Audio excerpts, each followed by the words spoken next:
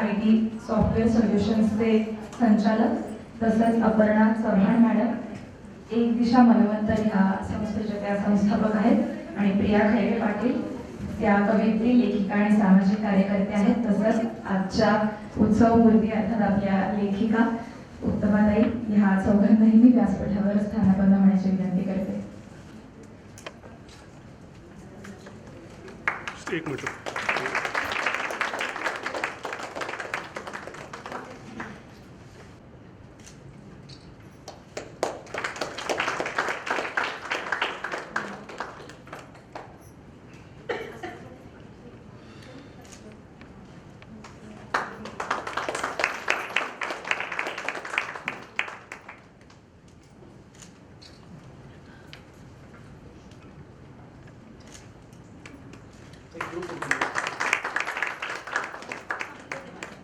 कर कुटुंबीय आणि सकाळ प्रकाशन ह्या दोघांच्या तर्फे आपण आलेल्या पाहुण्यांचं छोटीशी भेट देऊन स्वागत करणार आहोत. सर्वप्रथम सावरकर सरांचं स्वागत करण्याची विनंती मी पेटकर मॅडमना करते.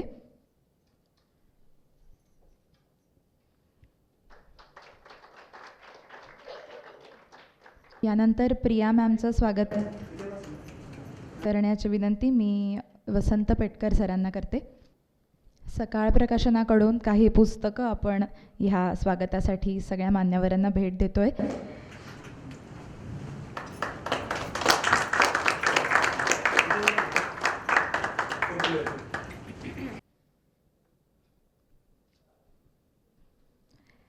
यानंतर अपर्णा मॅमचं स्वागत करण्याची विनंती मी अनिरुद्ध पेटकर सरांना करते.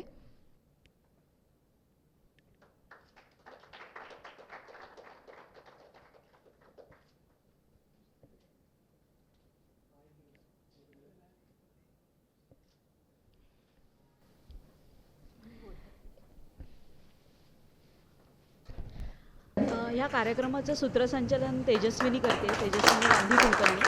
आणि ह्या पुस्तकाचं जे प्री प्रोडक्शन आहे, म्हणजे त्याचं सगळं मांडणी, त्याचं सगळी जी काम केलं आहे ती सारन मजकूर संस्था, जी सकाळसाठी काम करते. मी सकाळची प्रतिनिधी आहे. तुम्हा सर्वांचं मी सकाळ प्रकाशनातर्फे मनापासून स्वागत करते. तर मी सारन मजकूरचे अभिजित आणि तेजस्विनी या दोघांचा सत्कार करू इच्छिते. मी उत्तमाताईंना विनंती करते की त्यांनी त्या दोघांचा सत्कार करावा.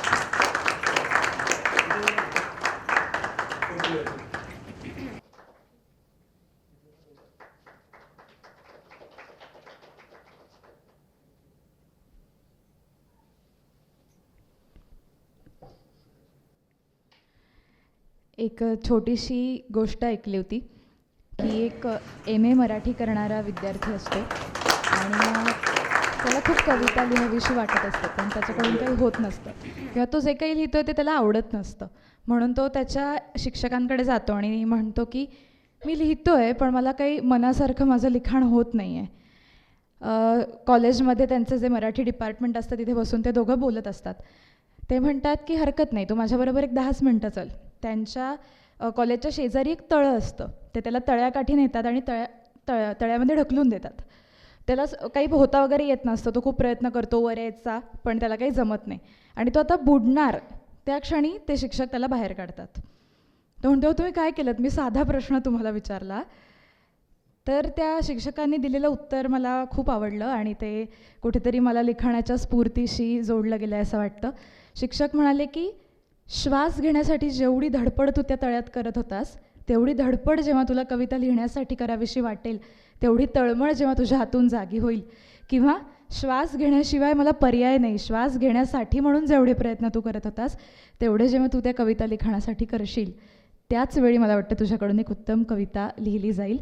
तर प्रत्येकच कवीच्या आयुष्यात त्याच्या लेखन प्रवासात असा एक क्षण असतो की ज्या क्षणी त्याला वाटतं की हा आता लिहिलं पाहिजे.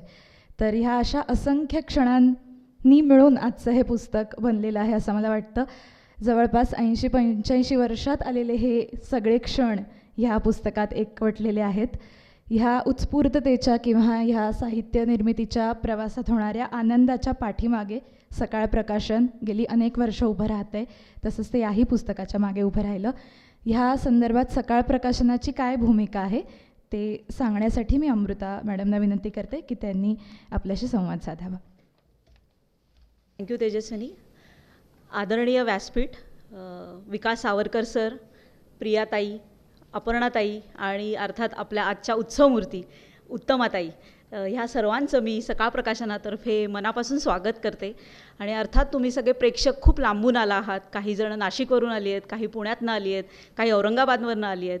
तर मी तुम्हा सर्वांचं पुण्यात मनापासून स्वागत करते. माझी पहिली ओळख ही फोनवर झाली. वसंत सरांनी मला फोन केला होता लँडलाईनवरून. ते मोबाईल वापरत नाहीत, नाशिकला असतात. तर ते खूप घाईघाईत बोलतात आणि ते म्हटले मला की माझ्या बायकोनी लिहिलं आहे आणि मला ते प्रकाशित करायचं आहे आणि मी तुमची एक जाहिरात वाचली आहे आणि मला असं वाटतं की तिचं पुस्तक व्हावं. म्हणजे ही पहिली सगळ्यात जास्त इच्छा त्यांचं पुस्तक व्हावं ही वसंत पेटकरांची आहे. आणि त्यांच्याशी मी कधीच बोलले नाही. म्हणजे जो काही संवाद झाला पुस्तकासंदर्भातला तो वसंत सर आणि अनिरुद्ध सरांशी झाला. आणि ते मला पहिल्यांदा, म्हणजे मी त्यांना म्हटलं की तुमचं किती वय आहे, तर ते म्हणाले की आम्ही 80च्या पुढं गेलेलो आहोत. तर मला असं झालं बापरे. म्हणजे ते म्हणाले नाही आम्ही तुम्हाला भेटायला येतो. मी म्हटलं तुम्ही नाशिकवरून मला भेटायला येणार, मी येऊ का? मी आधी त्यांना विचारलं की मी पुण्यात नाही येऊ का? नाही नाही आम्ही येतो, आम्ही ठणठणीत आहोत, आम्हाला काही झालेलं नाही आहे, आम्ही येतो. आणि हे दोघं मला खास भेटायला नाशिकवरून पहाटे निघाले. अनिरुद्ध सर पण होते सोबत. आणि ती आमची पहिली ओळख झाली, भेट झाली. त्यात मला इतकं छान वाटलं. मला उत्तमाताईंनी उतरंडाचा अर्थ सांगितला की त्या म्हणाल्या की तू नव्या पिढीची आहेस, आमचं उतरंड कसं असतं काय असतं हे सगळं समजावून सांगितलं. आणि आम्ही ठरवलं की नाही आता आपण पुस्तक करायचं. आणि हा सगळा प्रवास साधारण एक 4-5 महिन्यांचा आहे. म्हणजे ते भेटले मला आणि भेट झाल्यानंतर पुस्तकाचं सगळं जे काही हे आहे तर हे एक 5-6 महिन्यातच आपण ही सगळी प्रक्रिया केलेली आहे. तर मला वाटतं की पुस्तक वेळेत होणं ही तशी प्रकाशकाची खूप स्पर्धात्मक हे असते. म्हणजे खूप लेखक असतात आणि प्रत्येकाला वाटत असतं की आपलं पुस्तक यावं, तर त्या ह्याच्यात आपला कधी नंबर लागतोय. पण ह्या दोघांनी मला कधी घाई केली नाही अशी की नाही झालंच पाहिजे. किंवा एकदाच भेटले आणि एकाच भेटीत आमचा विश्वास मी त्यांचा मिळवला आणि पुस्तक आत्ता तुमच्या समोर प्रत्यक्ष भेटीला येत आहे. तर मी थोडंसं 2 मिनटं फक्त सकाळ प्रकाशनाबद्दल बोलते. आपण गेल्या 15 वर्षांपासून म्हणजे सकाळ माध्यम समूह गेल्या 15 वर्षांपासून सकाळ पुस्तकं प्रकाशन करतं आहे. हजारोच्या वर पुस्तकं आपण प्रकाशित केलेली आहेत. मग त्याच्यात शेती असेल, आरोग्य असेल, संस्कृती असेल, साहित्य असेल, कथा, कादंबरी, ललित, कुठल्याही विषयाचं बंधन नाही आहे आपल्याला. मग ते भाषेचं पण बंधन नाही आहे. मराठी असू दे, इंग्लिश असू दे, तेलुगू असू दे, तामिळ असू दे, गुजराती असू दे, हरतं काय जर्मन भाषेतही आपण पुस्तकं प्रकाशित केलेली आहेत. तर मला वाटतं की कविता संग्रह प्रकाशित करणं म्हणजे गेल्या 2 वर्षांपासून आम्ही कविता संग्रह पण प्रकाशित करतो आहे. तर गेल्या 2 वर्षांपासून 30हून अधिक कविता संग्रह आपण प्रकाशित केलेत. आणि त्यातला उतरंड हा सगळ्यात तरुण लेखिकेने लिहिलेला. म्हणजे मी म्हणेल की त्यांच्या एवढा उत्साह आमच्यात पण यावा, आम्ही त्यांच्या पिढीकडे बघून आम्ही पण लिहिण्यासाठी आमचे हात प्रवृत्त व्हावे आणि अधिकाधिक पुस्तकं निर्माण व्हावीत, लोकांनी ती वाचावीत, ह्यासाठी म्हणजे जगणं समृद्ध करणारी ही पुस्तक परंपरा आपल्याला चालवायची आहे आणि त्यासाठी लिहिते लेखक झाले पाहिजेत आणि लिहिलं पाहिजे, लोकांनी वाचलं पाहिजे, लोकांनी स्वतःच्या भावना व्यक्त केल्या पाहिजे, हा उद्देश ठेवून सकाळ प्रकाशन काम करतं. आणि मला वाटतं की एनीवन कॅन पब्लिश नावाची आमची जो उपक्रम आहे की ज्याच्यात आम्ही नवोदित लेखक असेल किंवा जे लिहित आहेत पण त्यांना पुस्तक कसं काढायचं हे समजत नाही, तर ह्या सगळ्या प्रोसेसमधून आम्ही त्यांना नेतो. तर अशाच प्रोसेसचा एक भाग असलेल्या प्रियाताई, आमच्या लेखिका, आवडत्या लेखिका, की त्यांचं मनतरंग नावाचं आणि मनाच्या आरशात नावाचं पुस्तक आपण प्रकाशित केलं. तर त्यांना मी त्यांना म्हटलं की तुम्ही याल का पाहुण्या म्हणून, आवडेल का तुम्हाला? तर त्या तयार झाल्या. तर मला त्यांचं कौतुक आहे त्याबद्दल. आणि माझी मैत्रीण अपर्णा, तर ह्या पण आल्या कार्यक्रमाला, त्यांनी वेळात वेळ काढून त्या आल्या, त्याबद्दल मी त्यांचे आभार मानते. तसेच सावरकर सरांचं सगळ्यात महत्त्वाचं काय की आधी महावीर जोंधळे सर जे ज्येष्ठ साहित्यिक आहेत ते या कार्यक्रमाला येणार होते, पण त्यांना रात्री अचानक ताप आला आणि त्यांना डॉक्टरांनी विश्रांती घ्यायला सांगितली. तर डॉक्टर म्हणाले की तुम्ही जाऊ नका. त्याच्यामुळं मग ते ऐनवेळी कॅन्सल झाले. पण आम्ही एका कॉलवरती सावरकर सरांना विचारलं तर कुठलंही कुशंका न घेता ते हो म्हणाले. तर याबद्दल मी त्यांचे मनापासून आभार व्यक्त करते.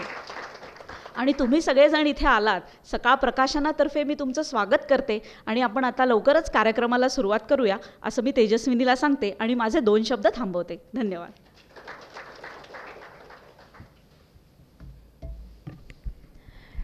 अमृता मॅम म्हणाल्या त्या पद्धतीने वसंत सरांची खूप इच्छा होती की हे पुस्तक यावं. मनोगतामध्ये उत्तमाताईंनी तेच लिहिलं आहे की आधीची उत्तमा आणि आत्ताची उत्तमा ह्याच्यामध्ये खूप फरक आहे. आणि तो सगळा जो फरक झालेला आहे तो लग्नानंतर झालेला आहे. म्हणजे त्यांचं शिक्षणही लग्नानंतर झालेलं आहे किंवा कवितेची आवडही त्यांनी लग्नानंतर जोपासलेली आहे. तर हा सगळा एकंदरीत प्रवास कसा होता, त्यांच्या मनात कविता कशी जन्माला आली, ती त्यांनी कशी वाढवली, हे आपण त्यांच्याकडून आता ऐकणार आहोत. पण तत्पूर्वी त्यांचा मी अगदी थोडक्यात परिचय करून देते. तुमच्या सगळ्यांना त्या परिचित आहेतच, पण आम्हा सगळ्यांनाही त्यांचा ह्या निमित्ताने एक नवा परिचय होईल.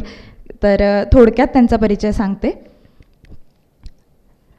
उत्तमाताई ह्या BA मानसशास्त्र आहेत. त्यानंतर अनेक साहित्यिक मेळाव्यांमध्ये त्यांनी आपल्या कविता सादर केलेल्या आहेत आणि तिथे त्यांना पारितोषिकही प्राप्त झालेलं आहे. आपल्या साहित्य प्रेमामुळे साहित्य क्षेत्रामधले कुसुमाग्रज, किशोर पाठक, चंद्रकांत महामिने, वसंत जहागीरदार ह्या नावाजलेल्या व्यक्तींशी त्यांचा वैयक्तिक परिचय झालेला आहे.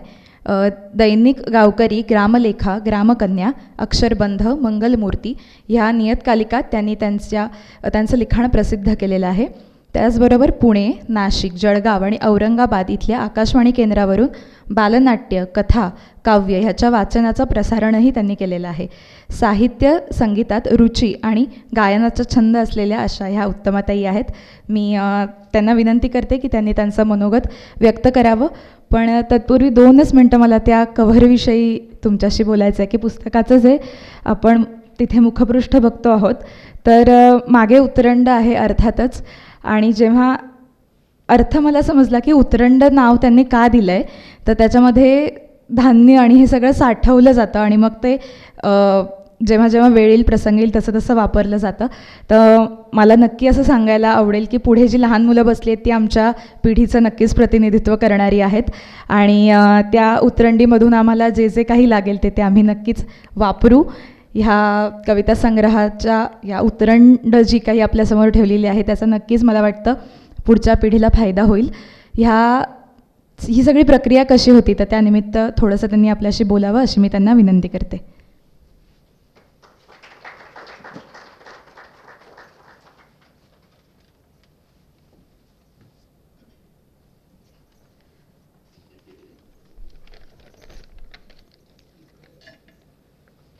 सन्माननीय अध्यक्ष महोदय विलास सावरकर, प्रमुख पाहुण्या प्रिया खैरे आणि पाटील, माननीय अपर्णा चव्हाण, आजच्या कार्यक्रमाच्या संयोजिका अमृता देसरडा, आपण सर्वजण माझ्या आजच्या प्रकाशन सोहळ्यासाठी आपला अमूल्य वेळ खर्च करून मला उपकृत केले आहे, याबद्दल मी आपणा सर्वांचे धन्यवाद. उतरंड हा माझा पहिला बैल. आणि श्रोतेजन हो, तुम्ही इथे सर्वजण जमला आहात ते मोठ्या हर्षोत्फुल्ल मनाच्या पुष्पगुच्छ घेऊन जमल्या आहात आणि त्यामुळे माझ्या कार्यक्रमाची शोभा खूप वाढली आहे. यासाठी आपणा सर्वांचे धन्यवाद. उतरंड हा माझा पहिला काव्यसंग्रह प्रकाशित होत असताना मला कुटुंबाकडून प्रोत्साहनात्मक ऊर्जा मिळाली. समाजात चांगले वाचक, आधी वाचक मग लेखक, कवी वगैरे साहित्यिक निर्माण व्हावे हा उपक्रम सकाळ माध्यमांनी योजला आणि त्या माध्यमातूनच मला माझ्या कविता संग्रहाला प्रकाशित करण्याची संधी मिळाली.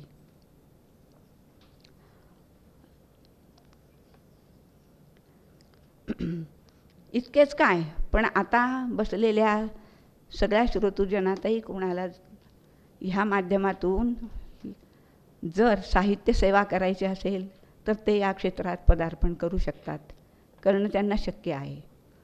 आणि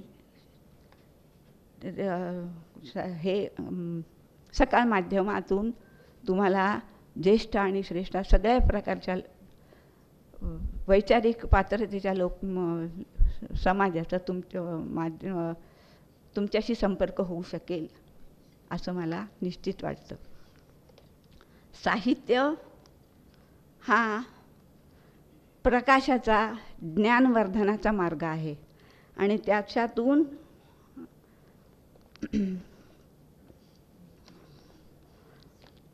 वर्णनात्मकता, अलंकारिकता, रसस्वाद अशा विविध प्रकार तुम्हाला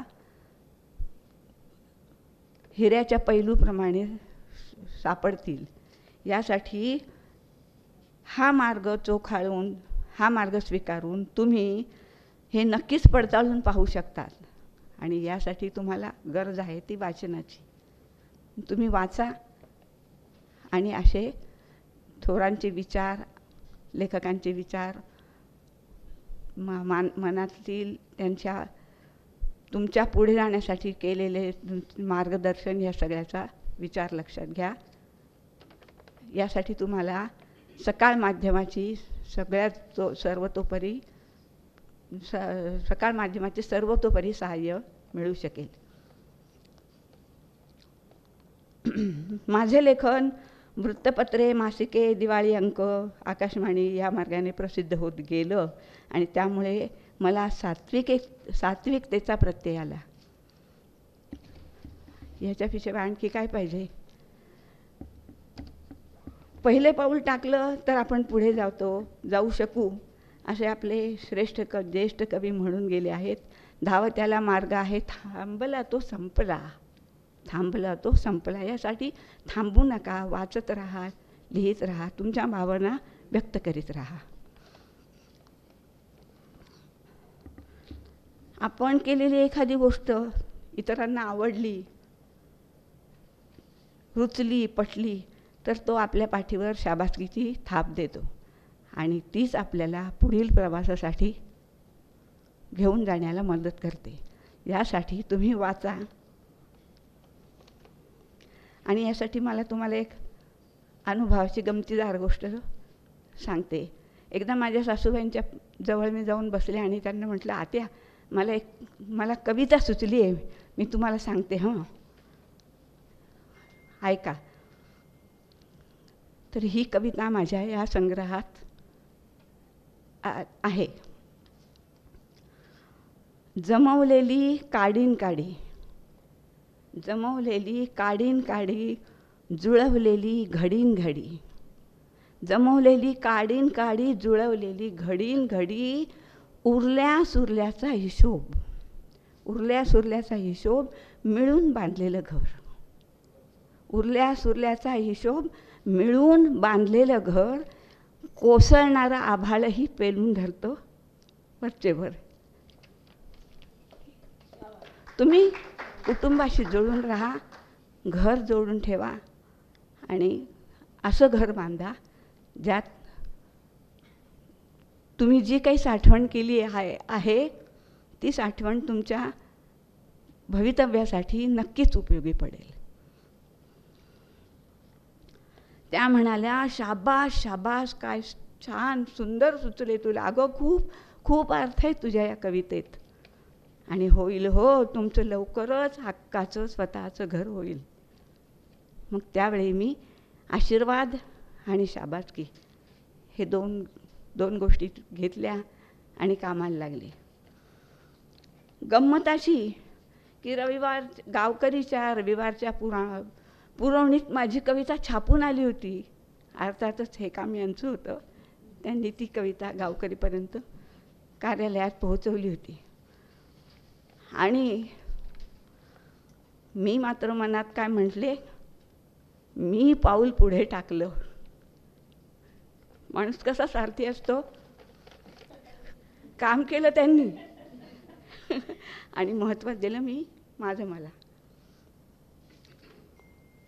माझे लेखन अशा प्रकारे विविध प्रकारे प्रकाशित होऊ लागलं होतं, कारण ह्यांनी प्रत्येक वेळेला माझं ते लेखन गावकरी, देशदूत, लोकमत, सकाळ या कार्यालयामध्ये त्या योग्य माणसाकडे नेऊन पोहोचवलं होतं. आणि तेही सायकलवर प्रवास करून. ते अद्यापही सायकल वापरतात. त्यांना जेव्हा कोणाच्या मदतीची गरज असते तर ते दुसऱ्याच्या हातात आपल्या हातातलं ओझं देण्यापेक्षा सायकलला अडकवतात आणि घेऊन जातात. अशा प्रकारे माझ्या साहित्याचा प्रवास चालला होता. नाशिकच्या साहित्य मंडळाच्या सावानाची मी सभासद झाले आणि प्रतिवर्षी त्या कार्यक्रमाच्या मेळाव्यात मी कविता वाचन केले. आणि जेव्हा जेव्हा मला गावकरीत माझ्या नावाचा उल्लेख मिळायचा तेव्हा मला किती आनंद व्हायचाच, पण उत्तेजनही मिळायचं.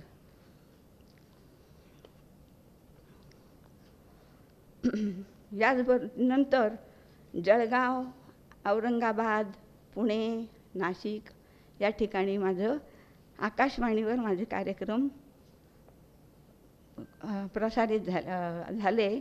आणि या कामी मला विजय रणदिवे, राजन पाठणकर, माननीय घारापुरे, सविता तारापुरे, माननीय विशाल राव इत्यादींचं सहकार्य मिळालं. यासाठी मी आकाशवाणी आणि या सगळ्यांचे आभार मानते. माझे धाकटे दीर चंद्रन पेठकर हे मुंबईला एक कवी म्हणून सुविख्यात आहेत. माझे भाऊ आता जे उपस्थित आहेत ते गुजरातचे प्रसिद्ध साहित्यिक आहेत. यांचेही मला वेळोवेळी मार्गदर्शन झाले. यासाठी मी त्यांचे आभार मानते. मी त्यांची ऋणी आहे. आता सगळ्यात महत्त्वाचं सांगायचं म्हणजे हे माझ्या पुस्तक प्रकाशनाविषयी. गोखले एज्युकेशन सोसायटीचे विभागीय सचिव व प्राचार्य डॉक्टर राम कुलकर्णी, डॉक्टर कमलाकर वांजरवाडकर, प्राध्यापक, शासकीय विज्ञान संस्था औरंगाबाद, आणि किरण भावसार सर, ज्येष्ठ कवी सिन्नर, यांनी अथक परिश्रम घेऊन माझ्या काव्यसंग्रहातल्या उतरणमधल्या सगळ्या कविता वाचल्या, त्यावर छान विश्लेषण केले आणि अभिप्राय दिले. त्यांनी दिलेल्या अभिप्रायामुळे माझ्या कविता प्रकाशनासाठी योग्य ठरल्या आणि म्हणूनच माझ्या कविता संग्रहाचे उतरणचे आज प्रकाशन होत आहे.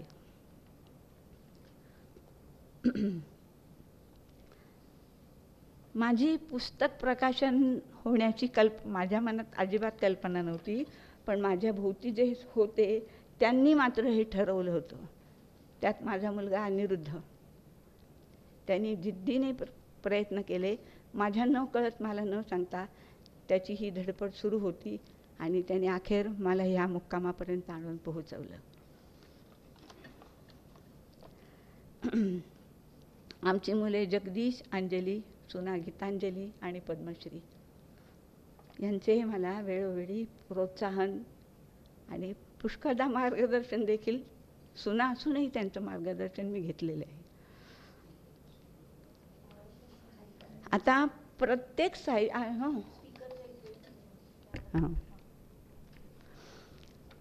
आता पूर्वी प्रत्येक घरोघरी उतरंडी असायच्या आणि ह्या उतरंडीमध्ये म्हणजे हल्ली कोठ्या असतात, मोठे मोठे डबे असतात आणि जवळचा मुलांचा आवडता खाऊ ठेवलेला फ्रीज असतो. पूर्वी तसं नव्हतं. मोठी मोठी भांडी असायची आणि जे वेळ प्रसंगी घरातल्या मंगल कार्यासाठी उपयोगात आणली जायची, स्वयंपाकासाठी, पाणी भरण्यासाठी उपयोगात आणली जायची अशी भांडी आमच्याकडे होती. आणि ती भांडी एकावर एक रचून उतरंड केली जायची. त्या उतरंडीमध्ये धान्यासहित डाळी, साळी, सर्व प्रकारची वाळवणं वगैरे भरून ठेवलेलं असायचं. आणि सगळ्यात शेवटच्या हंड्यामध्ये लहान मुलांचा खाऊ भरलेला असायचा, ज्या खाऊमध्ये लाया, फुटाणे, शेव चुरमुरे, राजगिऱ्याचे मुरमुऱ्याचे लाडू, आणि रेवड्या, खारे शेंगदाणे अशा प्रकारचा विविध प्रकारचा खाऊ भरलेला असायचा. मागितला की मिळायचा. पण आमच्या भावंडांची गंमत मात्र ऐकाल तर हसाल. आमची गंमत म्हणजे अशी होती की एकाच्या खांद्यावर दुसरा, दुसऱ्याच्या खांद्यावर तिसरा उभा राहायचा, लंगोरच्या रचायचा आणि शेवटचा हंडा काढायचा आणि त्याच्यात ठेवलेला खाऊ मग आम्हाला मिळायचा. आणि म्हणून मी माझ्या काव्यसंग्रहाचं नाव उतरंड असं ठेवलं. आता ह्या उतरंडीचा आणखीन गर्भेदार्थ आहे. म्हणजे तिघांनी एकमेकांच्या पाठीवर, खांद्यावर चढल्याशिवाय, म्हणजे सहकार्याशिवाय वरच्या हंड्यातला खाऊ मिळणार नव्हता. म्हणजे भांडून चालेल का भावंडांची? अजिबात नाही. आणि म्हणजे आधी सहकार्य आणि नंतर मग त्याच्यासाठी चढण्याची परिश्रम आणि मग मिळणारा खाऊ, असा ह्या उतरंडीचा गर्भित अर्थ आहे. तुम्हाला आवडला असेल अशी मी आशा करते. आणि अशाच आता दुसरं सगळ्यात शेवटच्या माझ्या भाषणाचा शेवट करताना मी असं सांगते की प्रत्येक साहित्यिकाची आपली विशिष्ट अशी लेखनशैली असते. पण माझी तऱ्हा म्हणजे गत म्हणजे पद्धत वेगळी, म्हणजे उतरंडीतल्या सर भेसळीसारखी.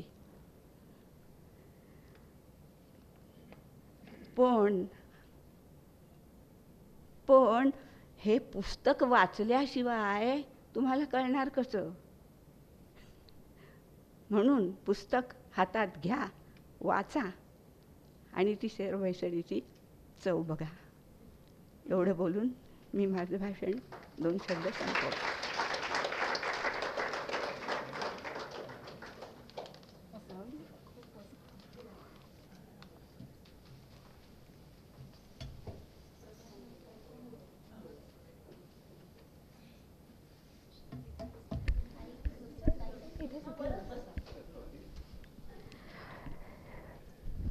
जेव्हा त्यांनी भाषणाची सुरुवात केली तेव्हा मला असं वाटलं की किती त्यांच्या आतमध्ये एक सच्ची अशी मुलगी आहे की ती हे सगळं बोलते आहे. आणि त्या जसं जसं भाषण करत गेल्या शेवटाकडे मला वाटायला लागलं की आपल्या भारताच्या कुटुंब व्यवस्थेमध्ये खूप सरमिसळून गेलेल्या एका बाईनी तयार केलेला हा कविता संग्रह आहे किंवा त्या बाईचा तो उद्गार आहे जे काही आपण वाचणार आहोत. त्याच्या आजूबाजूला आपलं घर, आपलं कुटुंब, आपली माणसं ह्या सगळ्यांचे अनुभव त्यांनी त्याच्यात पेरलेत. त्यामुळे असं वाटून गेलं की हा फक्त त्यांचा कविता संग्रह नाही आहे, तर तुमच्या सगळ्यांचा हा कविता संग्रह आहे, पूर्ण घराचा हा कविता संग्रह आहे. तर आपण लगेचच प्रकाशन करूया. मी सर्व मान्यवरांना विनंती करते की त्यांनी पुस्तकाचं प्रकाशन करावं.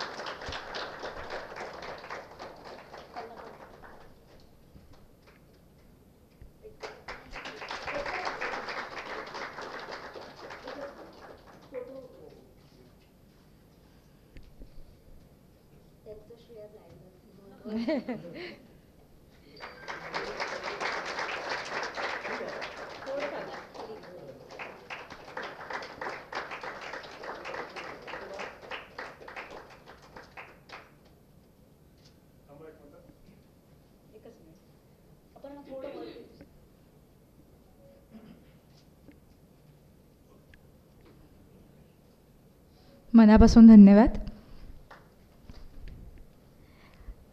यानंतर आपल्यात उपस्थित असलेल्या प्रिया खैरे पाटील यांना मी विनंती करते की त्यांनी त्यांचं मनोगत व्यक्त करावं, पण तत्पूर्वी त्यांचा एक थोडक्यात परिचय मी तुम्हा सगळ्यांना करून देते. काही वर्ष IT क्षेत्रात काम केल्यानंतर सौंदर्यशास्त्राचा अभ्यास करून पुण्यात ब्युटी थेरपिस्ट म्हणून 27 वर्ष त्यांनी ब्युटी पार्लरचा व्यवसाय केलेला आहे. विशेष म्हणजे अनेक गरजू महिलांना मोफत ब्युटी पार्लरचं प्रशिक्षण देऊन त्यांना आत्मनिर्भर बनण्यासाठी त्यांनी मदत केलेली आहे. एका NGOमधल्या मुलांना शैक्षणिक अभ्यासक्रम शिकवण्याचं काही काळ त्यांनी कामही केलेलं आहे.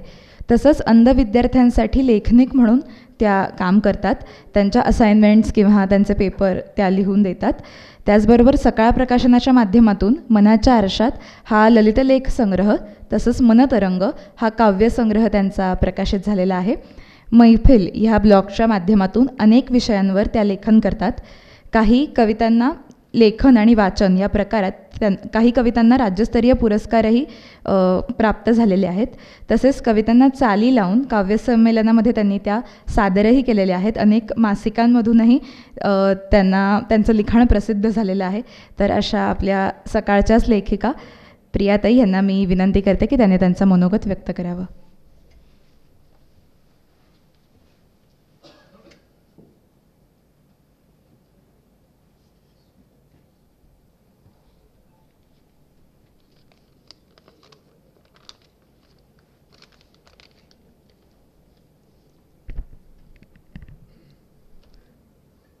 सन्माननीय व्यासपीठ, उपस्थित असलेले सर्व रसिक प्रेक्षक, सर्वप्रथम आपण ताईंचं एकदा जोरदार टाळ्या वाजवून अभिनंदन करूया.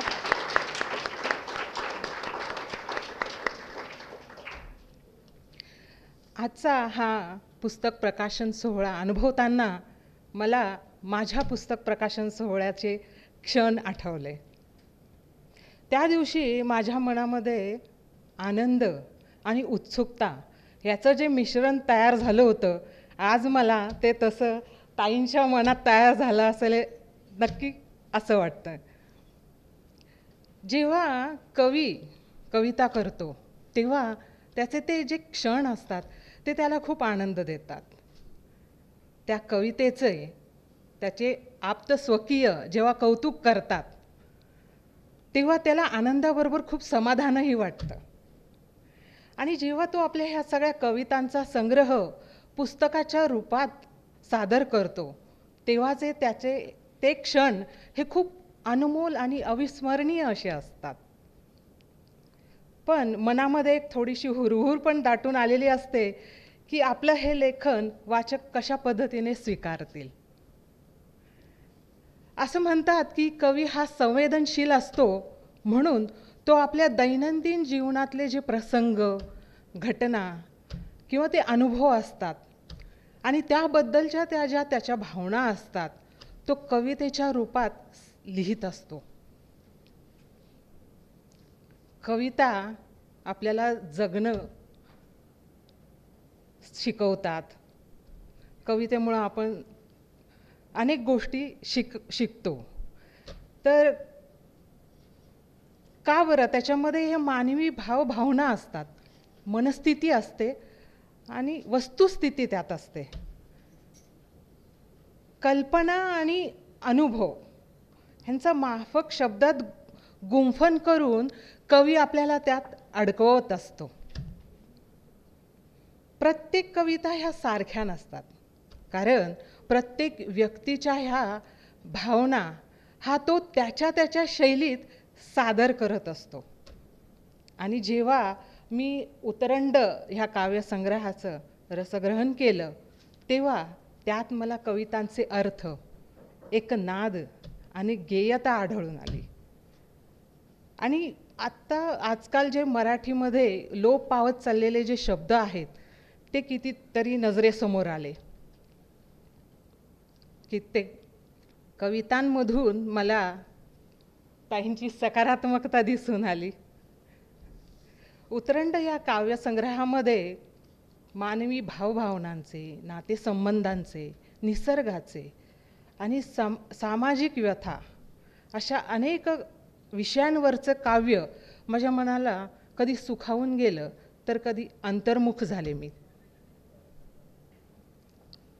वेडे स्वप्न या कवितेत कवयित्री म्हणतात की मला खूप स्वप्न पडतात आणि ह्या स्वप्नांमधल्या कल्पना आहेत ह्या इतक्या सुंदर आणि छान छान वेगळ्या असतात आणि ह्या कल्पना वेचता मी शब्दवेडी होते, त्यात रंगून जाते. खरोखर हे शब्दांचं जे वैभव आहे हे वाचकांना सुद्धा शब्दांनी श्रीमंत करेल यात काही शंकाच नाही. आजकाल आपण प्रगतीच्या नावाखाली आधुनिक काळात इतक्या गोष्टी गंवत चाललो आहोत. भौतिक सुखाच्या मृगजळापाठी धावता आणि आपलं स्वातंत्र्य अबाधित राहावं म्हणून आजकाल मुलाबाळांची जबाबदारी नाकारणाऱ्या पिढीचं चित्रण कवयित्रीने व्यथा परिमणाची ह्या काव्यात केलं आहे.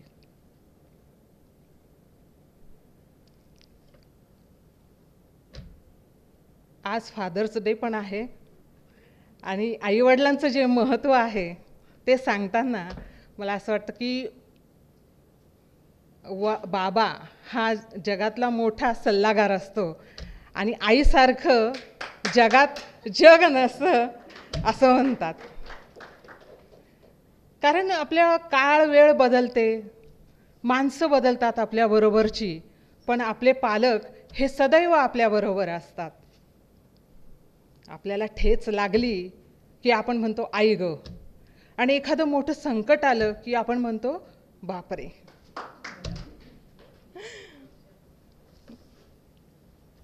तर हे जे आपल्यातलं म्हणजे माणूसपण जे असतं मुलांमधलं ते नीट आणि चांगलं करण्यासाठी आपले आईवडील हे आपल्याला नेहमी मार्गदर्शन करत असतात. ही वडीलधारी मंडळी ही खूप अनमोल बावनकशी अशी सोनं असतं. प्रसंगी ते आपल्याला रागवतात, पण त्यांच्या हृदयामध्ये इतकी माया असते. त्या मायेचं चित्रण त्यांनी घर वात्सल्याचे या कवितेत केलं आहे. आणि त्यामध्ये मला जास्ती काय आवडलं असेल तर त्यांनी आईवडिलांना देवाची काठी म्हणून जी उपमा दिली आहे, ताई मी खरोखर खूप म्हणजे मला प्रचंड आवडली ती उपमा. खूप सुंदर. तर घर हे आपण प्रत्यक्ष कविता ताईंकडून आता ऐकलीच आणि मलाही ती खूपच आवडली, कारण ती इतकी माफक शब्दामध्ये त्यांनी इतकं त्याच्यामधला खोल अर्थ दडला आहे त्या काव्यामध्ये. तर घर या काव्यात कवयित्री म्हणतात, जमवलेली काडी न काडी, जमवलेली काडी न काडी, जुळवलेली घडी न घडी, जमवलेली काडी न काडी, जुळवलेली घडी न घडी, उरल्या सुरल्याचा हिशोब मिळून बांधलेलं घर, उरल्या सुरल्याचा हिशोब मिळून बांधलेलं घर, कोसळणारं आभाळही पेलून धरतं वरचेवर. सिमेंट आणि विटांनी बांधलेलं घर हे भक्कम असतंच, पण कवयित्रीच्या आचाराविचारांनी समृद्ध असणारे आणि हे कोसळणारे आभाळ वरचेवर पेलून धरणारे असं हे मजबूत घर मला खूप आवडले. आणि ह्या घरातली उतरंड ही खूप विलोभनीय अशीच वाटली. आणि त्या उतरंडीमधील काव्याचा अनमोल ठेवा मला खूप आनंद देऊन गेला. हा काव्याचा अनमोल ठेवा तुम्हा वाचकांनाही नक्कीच आनंद देऊन जाईल अशी मी आशा करते. खरं तर बोलायला भरपूर आहे काव्यावरती, पण वेळेच्या मर्यादेमुळे सकाळ प्रकाशनने आज मला या सोहळ्यासाठी आमंत्रित केलं, त्यासाठी मी त्यांच्या टीमला मनपूर्वक धन्यवाद देऊ इच्छिते. आणि अमृता मॅडमचे विशेष आभार. परत एकदा आपण मॅडमचे अभिनंदन करते आणि त्यांच्या पुढील वाटचालीसाठी शुभेच्छा देते. त्यांनी असंच आम्हाला पुढच्या काव्यसंग्रहासाठी बोलवावं ही सदिच्छा व्यक्त करते. धन्यवाद.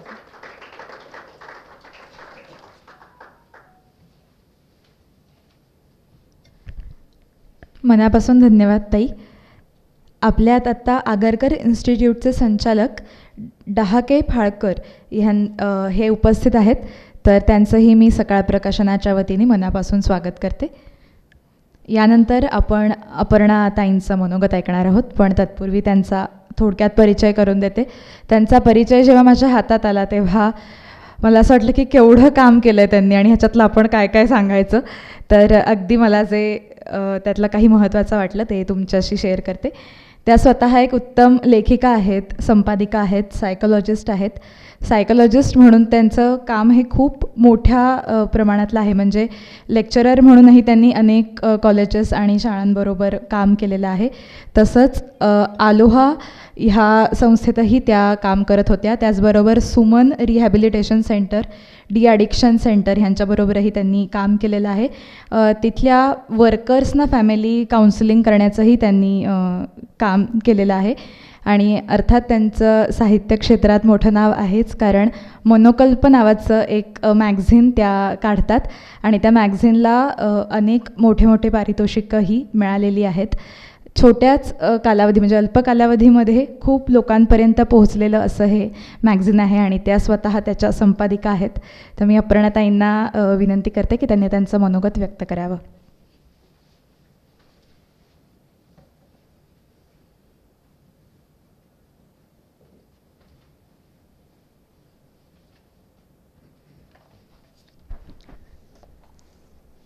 धन्यवाद तेजस्विनी.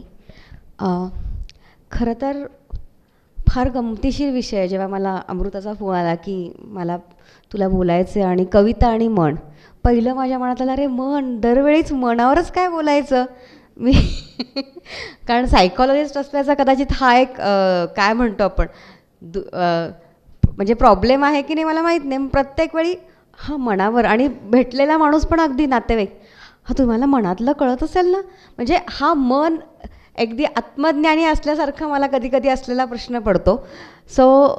पण एक गमतीशीर भाग असा की जेव्हा मी विचार करायला लागले की खरंच कविता आणि हा मन हा विषय किती वेगळा आहे आणि कविता कशा सुचतात.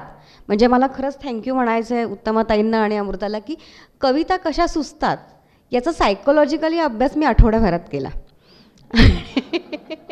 आणि तो सुरू करताना पहिल्याच दिवशी मी अमृताला फोन केला की मला पुस्तक वाचायचं आहे. मग तिने ते पुस्तक माझ्यापर्यंत पोचवताना ती पुस्तक जेव्हा माझ्यापर्यंत पोचलं तेव्हा मी क्लिनिकमध्ये होते. माझ्या 2 इंटर्ननी ते पुस्तक घेतलं. पण आजकालची सगळीच मुलं इंग्लिश मिडियमची, त्यामुळे त्यांनी ते वाचलं आणि त्यातल्या 2 कविता त्यांनी वाचल्या. मग मी विचारलं तर तुम्ही मला ह्याचा अर्थ सांगा. विशेष म्हणजे मला इतकं बरं वाटलं की त्यांना त्याचे अर्थ कळू शकले. म्हणजे इतकं सहज आणि सोपी भाषा आपल्याला उत्तमाताईंची वाचते की इंग्लिश मिडियमच्या मुलांनाही ती वाचता आली आणि कळता आली. म्हणजे मग त्यातली एक माझी मैत्रीण होती की जी कॅनडातून सायकोलॉजी शिकून आलेली. मग तिने तिचं विवेचन करणं सुरू केलं आणि मग ते वाचन सुरू झालं कवितेचं. आणि मग काही ठिकाणी उतरण हा शब्द परत आणला. हे उतरण म्हणजे काय, म्हणजेच किती शब्द हरवत चाललेत याची जाणीव मला त्या क्षणाला झाली. आणि तेच घरी आल्यावर मग माझ्या मुलांनी ते पुस्तक बघितलं तर मला म्हणे उतरण म्हणजे काय असतं गं. सो म्हणजे एक्झॅक्टली की आपण शब्द, मला त्या क्षणाला असं जाणवलं की आपण वाचन कमी, जसं बरेच जण म्हणतात की लेखकाला लिखाण करायचं असेल तर खूप मला अमृता काय म्हणते की खूप वाच, चांगली लेखिका होण्याचं असेल तर तुम्हाला वाचायला लागेल. तर शब्दाची मर्यादा येते जर वाचन नसेल तर वाचन किती महत्त्वाचं आहे हे नकळत सहजरित्या लक्षात येतं. असो, आपला विषय कविता आणि मनाचा आहे तर भरकटायला नको. कविता आणि मन याच्यावर खरंच विचार करत असताना एक महत्त्वाची गोष्ट अशी जाणवली. म्हणजे आधी माझ्याच मनात ब्रेनस्टॉर्मिंग झालं की अरे यार खरंच कविता कशा सुचल्या असतील. म्हणून मग मी परत शोध सुरू केला आणि मला ना कविता आणि मन असं काहीतरी कवितेवरची कविता शोधायची होती. आणि मला असं सारखं वाटायचं की आपले दिग्गज कवी कुसुमाग्रज, करंदीकर वगैरे यांचं सगळ्यांचं काहीतरी कवितेवर लिहिलेली कविता असेल. म्हणून मग मी शोध सुरू केला. ॲज युज्युअल आपल्याकडे सगळ्यांकडे गुगल आहे, यूट्यूब आहे, त्याच्यात शोध सुरू झाला. आणि तरी मला साठवे ना. आणि मला सारखं असं वाटायचं कवी मन झाले नावाची कुठेतरी कविता आहे आणि मी ती ऐकली आणि वाचली. मग मी काय केलं, मला स्वतःला सापडेना म्हणून मी माझ्या एका मैत्रिणीला 2-3 जणींना कामाला लावलं की चला बाबा जरा शोधा माझ्यासाठी. पण ते काही सापडेना. आणि मग सापडता मी शेवटी पुस्तक हातात घेतलं आणि मला उत्तमाताईंचीच कविता सापडली. ती म्हणजे अशी आहे, कविता म्हणजे अदृश्य रेखाटन, वाचक वाचत जातो शब्दान ओळी, भरत जाते त्याच्या जाणीवांची झोळी, तेथे तो आणि मी उरत नाही, ओठावर शब्द ठरत नाही, अस्तित्व केवळ अव्यक्त आणि नित्य शांती. जेव्हा या ओळी वाचल्या तेव्हा सहज बघा कविता म्हणजे काय, अदृश्य रेखाटणं. खरंच आहे ना. कुणी बघितली आहे कविता? काहीच नाही. शब्द एकमेकांना साठत जातात. पण जेव्हा कविता होते म्हणजे ह्याच्यावर परत ब्रेनस्टॉर्मिंग सुरू झालं की अरे कविता यांनी लिहिलं अदृश्य रेखाटणं म्हणजे काय, म्हणजेच काय, व्हिज्युअलायझेशन कवयित्रीला झालेलंच असणार आहे. जेव्हा एखादी गोष्ट करते कवयित्री लिहिते तेव्हा ती शब्द अशी डोळ्यापुढं नाचतात आणि मग ते एकत्र शब्द करायचे काम. बरं कधी अशी सगळ्यात महत्त्वाची गोष्ट कवितेच्या बाबतीत काय वाटते, कमी शब्दात खूप गर्भित अर्थ असतो. म्हणजे कवितांचं लिहिणाऱ्यांचं मला नेहमीच ते कौतुक वाटतं की ललित लेख लिहिणारा लिहू शकतो, त्यात 100 शब्द ॲड होतात, मग 2 वाक्य ॲड होतात, फुलस्टॉप असतो. पण कवितेला तसं काही नसतं ना. कमी शब्दात तुम्ही व्यक्त होता. सो किती छान. आणि त्यांनी लिहिलं पुढे पण की वाचक वाचत जातो आणि शब्दन ओळी आणि भरत जाते जाणीवांची ओळी. जाणीवांची झोळी म्हणजेच काय, ज्यांना जाणीव आहे आणि ज्यांना म्हणजे मोजकेच वाचक, सगळ्यांनाच कविता कळतील असं नाही. म्हणजे तिथं परत रसिकता आली, भावनिकता आली. तिथे तो आणि मी उरतच नाही, ओठावर शब्द उरतच नाही. म्हणजेच काय, प्रत्येक ठिकाणी ज्या क्षणाला माझी कविता पुढच्याला कळते तेव्हा तो आणि मी हा फरकच उरत नाही.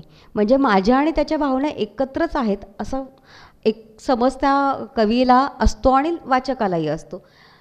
त्यावेळेसच हा माझ्या मनात विचार आला की अरे खरंच जर म्हणतात या उत्तमाताईंच्यानुसार खरंच बरोबर आहे ना की काय काय करावं लागतं बाबा कविता लिहायची म्हणजे काय करायचं. तर कविता लिहायची म्हणजे सगळ्यात पहिले तुमच्या मनात एक विचार येतो. कुठलंही कार्य करताना आपल्याला मानसिकदृष्ट्या विचार येतो. मग तो अगदी झोपायचं असेल तरी येतो, उठायचं असेल तरी येतो. मला उठायचं हा एक विचार येतो. तसंच कविता करताना काही ओळी, काही शब्द त्या कवीपुढे नाचू लागतात किंवा पिंगा घालू लागतात. आणि जेव्हा ते पिंगा घालू लागतात तेव्हा ते त्याला एक प्रोत्साहन देतात, उत्तेजन देतात लिहिण्यासाठी. म्हणजेच काय होतं, ब्रेन स्ट्रोमिंग सुरू होतं. ब्रेन स्ट्रोमिंग सुरू होतं म्हणजे त्या शब्दाला जुळणारे शब्द, अर्थ आपण शोधायला लागतो. आणि मग ते शोधता शोधता काय होतं, मी जसं मगाशी व्हिज्युअलायझेशन शब्द वापरला, मग अचानक त्यांना ते प्रसंग डोळ्यासमोर येऊ लागतात किंवा काही गोष्टी, घटना दिसायला लागतात. सो ह्या ज्या सगळ्या प्रकरणाची त्यांची रूपकं जुळवणं, रूपकं एकत्र करणं, कुणाला तरी आपण काय म्हणतो, आपण ह्याची कल्पना करणं, या सगळ्या गोष्टी मेंदूत कुठे ना कुठेतरी चालतात. याला आमच्या भाषेत म्हणायला गेलं तर कॉग्नेटिव्ह बिहेवियर किंवा कॉग्नेशनमध्ये खूप साऱ्या गोष्टी घडतात. ह्या 24 तास आपल्या प्रत्येकाच्या कॉग्निशनमध्ये घडत असतं. ह्या कॉग्निशन स्ट्रोमिंग जे आपण म्हणतो ते खरं तर ह्या वयात आणि प्रत्येकाच्या गरजेचं असतं. आपण जेव्हा कुठलीही गोष्ट करतो तेव्हा ती कॉग्निटिव्ह ॲबिलिटी घडते. म्हणजेच काय होतं, आपण एक तर विचार करतो, विचार अंमलात आणतो, त्याच्यासाठी लागणाऱ्या सगळ्या गोष्टीचा विचार करताना आपण गणितं मांडतो. म्हणजेच आपले प्रॉब्लेम्स, एखादा शब्द सापडत नाही तर आपण एक शब्द शोधण्यासाठी विचार करतो. म्हणजेच आपली प्रॉब्लेम कॅपॅसिटी जी असते ती आपण काय करतो, ती वाढवत जातो. एक्झॅक्टली कविता लिहिताना ह्या सगळ्या गोष्टी होतात. पण ह्या गोष्टी होताना फक्त तसंच होतं का? सगळ्यात महत्त्वाची गोष्ट येतं काय येते, भावना. मगाशी मी आता ताईंचा मुलगा जे आहेत अनिरुद्ध पेटकर, जेव्हा ताईंबद्दल बोललं जात होतं तेव्हा त्यांच्या डोळ्यातून पाणी येत होतं. म्हणजेच काय, ते डोळ्यातून आलेलं पाणी त्यांना थांबवता येत होतं का? अजिबात नाही. कारण का, तर ते इतके भावनिक झाले होते. कविता हा एक भावनांचा खरंच आविष्कार आहे, पण या भावना योग्य प्रकारे, योग्य पद्धतीने आणि योग्यरित्या मांडता आल्या पाहिजे आणि योग्य वाचकापर्यंत वाचता आल्या पाहिजे. आता ह्या ज्या भावना आहेत याला आमच्या सायकोथेरपीमध्ये जेव्हा आम्ही वापरतो तेव्हा कविता म्हणून एक थेरपी म्हणून पण वापरली जाते. जेव्हा आमच्याकडे एखादा काय म्हणू शकतो आपण, शुभार्थी किंवा क्लायंट येतो तेव्हा आम्ही त्याला सांगतो तुझे विचार लिहून आण. ते विचार का लिहून आणायचे असतात, तर त्याच्या व्हर्बायटलवरनं, म्हणजे तो जे काही बोलतो, वागतो, जे काही लिहितो त्याच्यावरनं आम्ही त्याच्या विचाराचं आकलन करण्याचा प्रयत्न करत असतो. सेम सिच्युएशन जेव्हा तुम्ही इमोशनली जेव्हा एखाद्याची कविता लिहिता आणि कविता वाचता, जसं आता ही अव्यक्त कविता मी तुम्हाला वाचून दाखवली, ही कविता जेव्हा वाचत होते तेव्हा अकळत मी उत्तमाताईंबद्दल विचार करत होते. उत्तमाताईंच्या पर्सनॅलिटी कशी आहे, त्यांच्या भावना, त्यांच्या विचार, त्यांना समजून घेण्याचा प्रयत्न करते. म्हणजेच काय, तुम्ही तुमच्या जेव्हा कुठल्या तरी कविता किंवा तुम्ही कुठलंही लिखाण करता त्यातून तुम्ही काय करता, तुमची स्वतःची पर्सनॅलिटी कशी आहे, तुमचे विचार कसे, तुमचे आचार कसे, तुम्ही कसे आहात हे इनडायरेक्टली एकमेकांना किंवा वाचकांपर्यंत पोहोचवता. कारण की कविता लिहिताना किंवा कुठलीही गोष्ट लिहिताना त्यामागचे तुमचे इथिक्स, विचार, आत्तापर्यंत आलेले तुमच्या आयुष्यातले अनुभव, हे सगळे तुम्हाला उपयोगाला येतात ना. जसं आता त्यांनी उतरण हा अनुभव त्यांनी सांगितला, हा त्यांनी अनुभवलेले क्षण आहेत ना.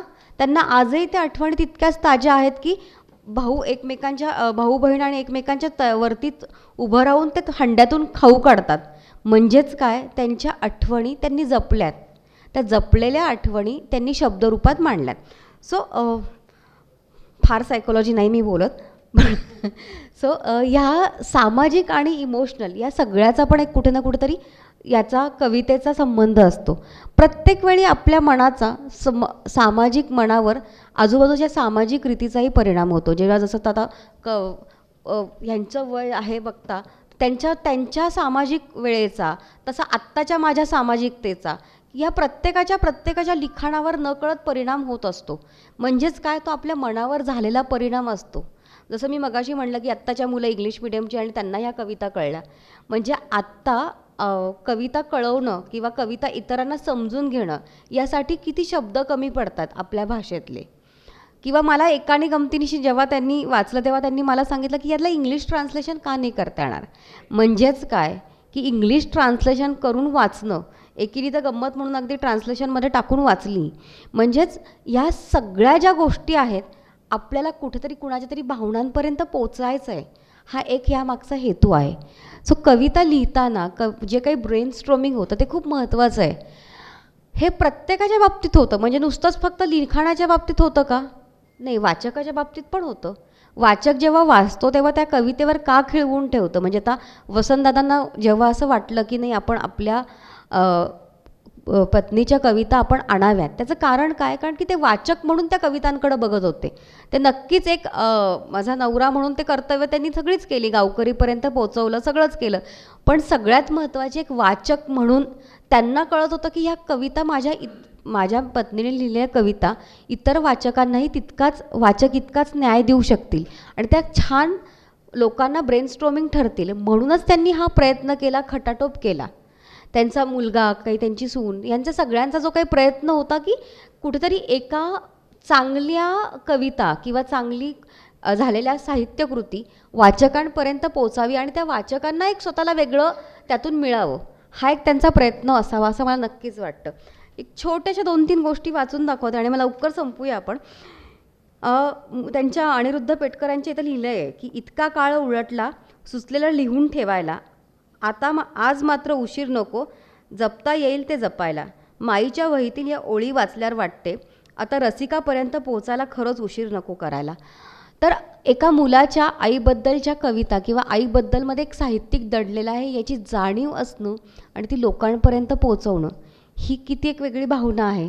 आणि मला असं वाटतं की मी उत्तमाताईंना असंच आता त्या सहस्त्रचंद्रदर्शनामध्येच प्रवेश केलेला आहे त्यांनी, तर नक्कीच त्यांच्या ललित लेखांचं एक पुस्तक आपल्याला त्यांच्या 81व्या वाढदिवसादिवशी म्हणजेच त्यांच्या चंद्रदर्शनावेळेस बघायला मिळेल याचीच अपेक्षा आहे मला. आणि नक्कीच त्याचं प्रकाशन सकाळ प्रकाशनकडनं होईल. आणि जसं मगाशी प्रियाताई म्हटलं तशा आपण सगळेच या कार्यक्रमाला उपस्थित राहू, पण मला नक्कीच तेव्हा प्रेक्षकात बसायला जास्त आवडेल, कारण की ती मजा वेगळी आहे. सो नक्कीच सकाळ प्रकाशनाचे आभार. सारद मजकूरबद्दल बोलायला नक्कीच आवडेल मला, कारण सारद मजकूर हे सारद मजकूर आणि मनोकल्प हे कुठेतरी जोडलेलं आहे. म्हणजे मला मनोकल्प काढायचं ही कल्पनाच अभिजित आणि माझी एकत्र ठरली आणि आमच्या दोघांच्या विचारातून त्याचं खूप जन्माला आलेलं मूल येते, खरं म्हणायला हरकत नाही. सो सारद मजकूरचे नेहमीच मी ऋणी राहील. आणि मी माझ्या प्रत्येक आत्तापर्यंत जेव्हा मनोकल्पाबद्दल बोलते तेव्हा सारद मजकूर आणि अभिजितचं नाव येतं. सो धन्यवाद सारद मजकूर, सकाळ प्रकाशन. आणि उत्तमाताई, नक्कीच तुमच्या सहस्त्रचंद्रदर्शनाला मला आवडेल यायला. तुम्ही नाशिकला कार्यक्रम करा, मी नाशिकलाही यायला तयार आहे. So thank you so much.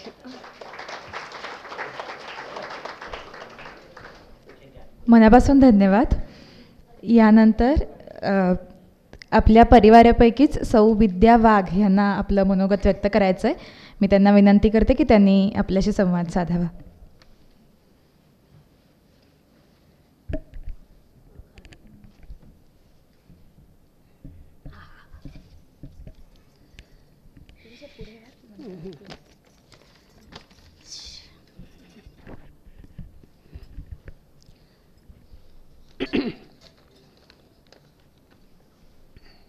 नमस्कार. सन्माननीय व्यासपीठ आणि आदरणीय नानामाई, त्यागाचे उत्तम प्रतीक म्हणजे माझा हा भाऊ नाना आणि माझी ही वहिनी कमी पण मैत्रीण जास्त आणि आई जास्त. हा माझा भाऊ नाना.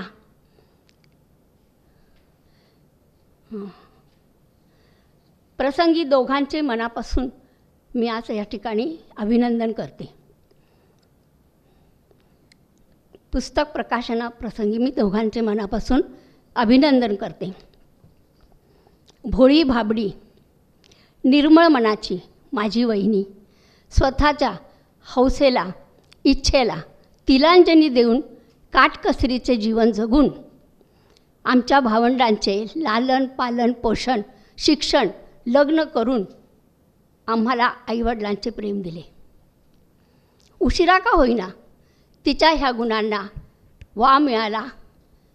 आज ती शास्त्रोक्त संगीत गायिका, उत्तम कवयित्री, लेखिका. आज दोघेही कृतकृत्य झाले आहेत आणि आम्ही भरून पावलो. भगवान के मंदिर में देर है लेकिन अंधेर नहीं.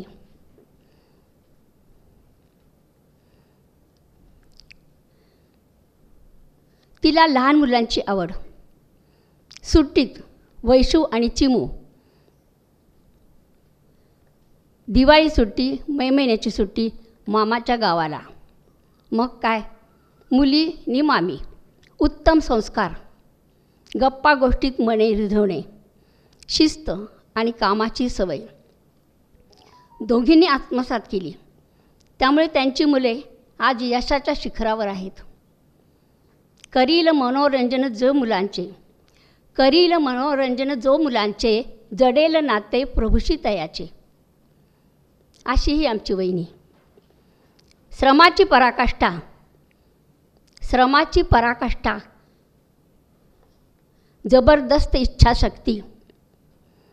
जबरदस्त इच्छाशक्ती आणि जिद्द, यामुळे ती आज इथे उभी आहे. दिव्य काळ ज्याचा त्याला रम्य भावी काळ. दिव्य काळ ज्याचा त्याला, कारण की त्यांनी इतकं दिव्य पार केलेलं आहे. आम्हा भावा बहिणींना तर मदत केली, पण त्यांच्या मुलांनाही मदत केली. त्या ठिकाणी त्यांनी अशी विचार केला नाही की आम्हाला आता त्रास होते का काही. इतकं प्रेमाने त्यांनी केलेले. हेच ते सुख. फोनवर गप्पा रंगत असताना मी नेहमी बहिणीला म्हणायची, अगं गे माय माई मी फेडीन पांग सारे, आणीन आरतीला हे चंद्र सूर्य तारे. तिच्या आयुष्याचे सार्थक झाले आणि त्यामुळे मी तिच्या आयुष्याला साजेशी कविता या ठिकाणी सादर करणार आहे आणि नंतर मी माझे मनोगत संपवणार आहे. प्रिय वहिनीस, तिची ही भावना आहे. माझी वहिनी म्हणते, एक एक किरण तेजाचा. माझी वहिनी म्हणते, एक एक किरण तेजाचा जमवीत मी निघाले. एक एक किरण तेजाचा जमवीत मी निघाले. अंधार फार झाला उधळीत.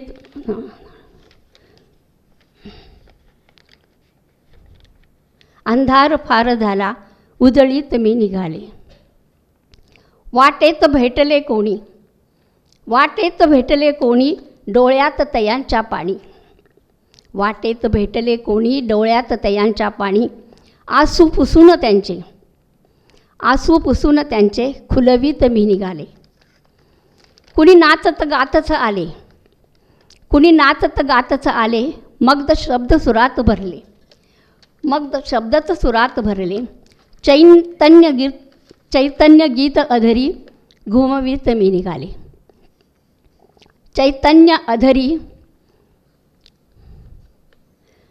चैतन्य गीत अधरी घुमवीत मी निघाले. हा निसर्ग होऊनी आला गंधाची रंगीत दुनिया.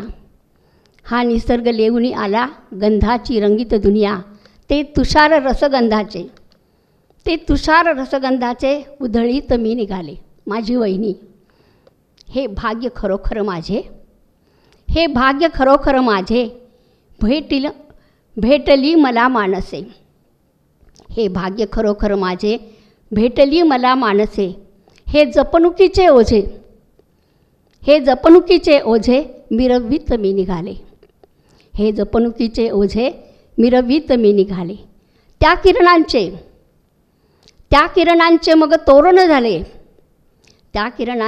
तोरण झाले. माझ्या घरचे ही देवाघरची वाट उधळीत मी निघाले. एक एक किरण तेजाचा उधळीत मी निघाले. धन्यवाद.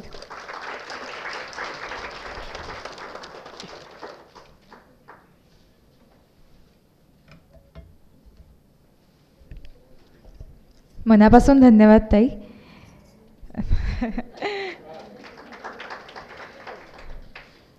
यानंतर आपल्या कार्यक्रमाचे अध्यक्ष सावरकर सर यांचा मी थोडक्यात परिचय करून देते आणि त्यानंतर त्यांना मनोगत व्यक्त करण्याची विनंती करते. सावरकर सर हे मूळचे विदर्भातले आहेत. जन्म त्यांचा अमरावतीचा आणि त्यानंतर पालनपोषण सगळं नागपूरमध्ये त्यांचं झालं. व्यवसायाच्या निमित्ताने नागपूर, मग म्हणजेच नागपूरकर, मुंबईकर आणि आता पुणेकर असा त्यांचा प्रवास आहे. ते BA आहेत तत्त्वज्ञान, समाजशास्त्र आणि इतिहास ह्या विषयांमध्ये. त्याचबरोबर त्यांनी MBAही केलेलं आहे. सॉफ्टवेअर क्षेत्रातील अनेक सर्टिफिकेट्स मिळवून सॉफ्टवेअर क्षेत्रात त्यांनी 2002पासून आपली कामाची सुरुवात केली. अमेरिकेच्या प्रोजेक्ट मॅनेजमेंट इन्स्टिट्यूटचे प्रोजेक्ट मॅनेजमेंट प्रोफेशनल PMP हे सर्टिफिकेट त्यांना प्राप्त झालेलं आहे. 14 वर्षापासून ते Aditi IT software solutions private limited ही कंपनी चालवतात. या कंपनीच्या माध्यमातून वेगवेगळ्या प्रकारची सॉफ्टवेअर्स तयार करण्याचं ते काम करतात. आणि याचबरोबर त्यांना चरित्र वाचन, पालकत्व, एज्युकेशन म्हणजे शिक्षण, सेल्फ हेल्प अशा प्रकारच्या पुस्तकांच्या वाचनाची आवड आहे. तर सर आज आपल्याला इथे अध्यक्ष म्हणून लाभले, ही नक्कीच आपल्यासाठी आनंदाची गोष्ट आहे. मी सरांना विनंती करते की त्यांनी आपल्याशी संवाद साधावा.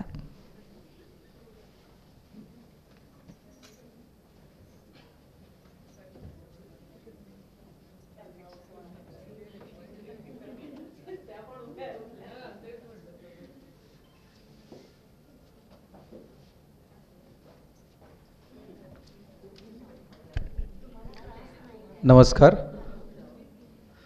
माझी ओळख करून दिलं आहे.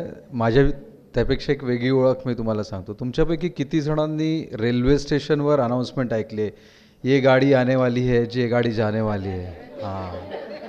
मग ज्या वेळेला पण तुम्ही पुढच्या वेळेला मुंबईच्या कुठल्याही लोकलच्या स्टेशनवर जर ही अनाऊन्समेंट ऐकली तर नक्की मला आठवा, कारण त्या सगळ्या स्टेशनच्या अनाऊन्समेंटच्या मागे मीच आहे.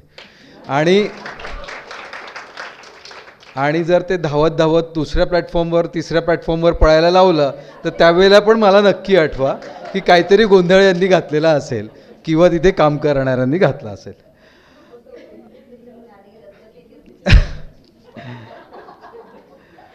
खरं तर एक उत्कृष्ट वाचक म्हणून इथे आज उपस्थित राहण्याचा मला खूप आनंद होतो आहे. उतरंड या पुस्तकाच्या उद्घाटन प्रसंगी प्रमुख अतिथी म्हणून बोलण्याची संधी मिळाली आणि खूपच उत्साह आहे त्याच्यात. उतरंडबद्दल तर मला बोलायला आवडेलच आहे, पण माझा मूळ पिंड आहे टेक्नॉलॉजीचा आणि माझ्या वयाचा भाग बघता आणि माझ्यापेक्षा खालच्या वयाची मुलं बघता सगळी, तर तुम्हाला पण आवडेल आहे. मग आपल्याला पण कधी कधी हा प्रश्न पडतो की नेमका आपल्या आयुष्यातला AIचा जो भाग आहे किंवा ChatGPTचा जो भाग आहे याचा आपल्या साहित्याशी आणि आपल्या आयुष्यात कसा फरक पडतो आहे. तर मी विचार केला की आज मी त्याच्यावर बोलेल, कारण कवयित्री आहेत त्यांच्यावर त्यांच्या कुटुंबियांनी ऑलरेडी बोललेले आहेत, बाकीच्यांनी बोललेले आहेत, म्हणून त्याच्याबद्दल बोलायला आवडेल मला. लेखक, कवी, प्रकाशक यांच्या आयुष्यात AIमुळे निर्माण झालेल्या संधी आणि अडचणी यांना देखील स्पर्श करायला आवडेल आहे. 5-7 मिनटापेक्षा जास्त बोलणार नाही, त्याच्यामुळे अगदी तुमच्यापैकी कोणालाही झोप येणार नाही. उतरंड पुस्तकाच्या माध्यमातून कवयित्री उत्तमा पेटकर यांच्या जीवनातील विविध अनुभव आणि भावनांचं त्यांनी सुंदरपणे वर्णन केलेलंच आहे. या पुस्तकातील कविता मानवी जीवनाच्या विविध पैलूंना स्पर्श करतात आणि वाचकांना विचार करायला प्रवृत्त करतात. कवयित्री उत्तमा पेटकर व्यक्तिमत्वाचे प्रतिबिंब या कवितांमधून स्पष्ट दिसते आणि त्यामुळेच हे पुस्तक माझ्यासाठी तरी अद्वितीय ठरलेलं आहे. त्याच वेळेला मी ज्या वेळेला तुम्हाला म्हटलं की आज त्यांच्याकडे बघून आपल्यातला पण थोडासा कवी जागा होतो आणि आपल्याला पण वाटतं की काय करता येईल आहे, तर यावेळेला आपल्याला खरंच AI मदत करू शकेल का, तर थोडंसं विचारात घेऊया आणि काय काय करता येण्याच्या शक्यता आहेत त्याच्या बघूया. साहित्यावर AIचा प्रभाव समजून घ्यायचा असेल तर आपल्याला त्याच्या इतिहासाकडे लक्ष द्यायला लागेल. AI आणि याचं साहित्यांचा संबंध अनेक दशकांपूर्वीचा आहे. 1960च्या दशकात तयार झालेला एल्झा या संगणक प्रोग्रामाने मानवी संभाषणाची नक्कल केली. म्हणजे ही आजची गोष्ट नाही आहे, तर 1960पासून. एल्झा एक साधा चॅटबॉट असला तरी त्याने अधिक प्रगत टेक्स्ट जनरेशनसाठी मार्ग मोकळा केला आणि आज आपण अशा AI प्रणालींना पाहतो ज्या जटिल साहित्यिक कामं निर्माण करण्यास सक्षम आहेत, ज्यांच्यामध्ये भावनात्मक स्तरावर वाचकांशी संबंधित कवितांचा देखील समावेश आहे. म्हणजे काही वर्षांनी आपल्याला AIनी लिहिलेली पुस्तकं, AIनी लिहिलेली कविता वाचायला मिळाली तर आश्चर्य वाटण्याचं कारण नाही. पण AI आत्ता एक सर्जनशील साधक म्हणून कवितेत वापरला जात आहे. कवी आणि लेखक AIच्या सहाय्याने नवीन शैली आणि कल्पना निर्माण करतायत. उदाहरणार्थ AI विशाल साहित्यिक डेटाचं विश्लेषण करू शकतं, नमुने ओळखू शकतो, पारंपरिक शैलींना आधुनिक थीमसह एकत्र करू शकतो आणि अशा प्रकारे AI कवीच्या सर्जनशीलतेला एक नवीन आयाम पण देऊ शकतो. AI साधने लेखकांना नवीन शैली, फॉर्म्स आणि प्रेरणा प्रदान करतात आणि त्यांच्या सर्जनशीलतेच्या सीमा ओलांडण्यास मदत करतात. एक कवी किंवा लेखक यांना AI पर्यायी दृष्टिकोन देऊ शकतो किंवा नवीन दिशा सुचवू शकतो, सर्जनशीलता पुन्हा प्रज्वलित करतो. शिवाय AI भाषेच्या आणि संरचनेच्या बाबतीत असे प्रयोग करू शकतो जे मानव विचारामध्येही आणू शकत नाही. परिणामी क्रांतिकारक कवितात्मक अभिव्यक्ती घडवण्याची शक्यता पण AIच्या मध्ये आहे. पारंपरिकरित्या कवितेची निर्मिती करताना विशिष्ट कौशल्य आणि संसाधने यांची आवश्यकता होती. तथापि AI शक्तीच्या प्लॅटफॉर्म्स आणि प्रयोगामुळे आता कोणालाही कवितेसह प्रयोग करता येतं आणि निर्मिती करता येते. ही साधने आता केवळ अनुभवी लेखकांसाठी नाहीत, तर नवीन सर्जनशील क्षमता शोधणाऱ्या नवशिक्यांसाठी देखील आहेत.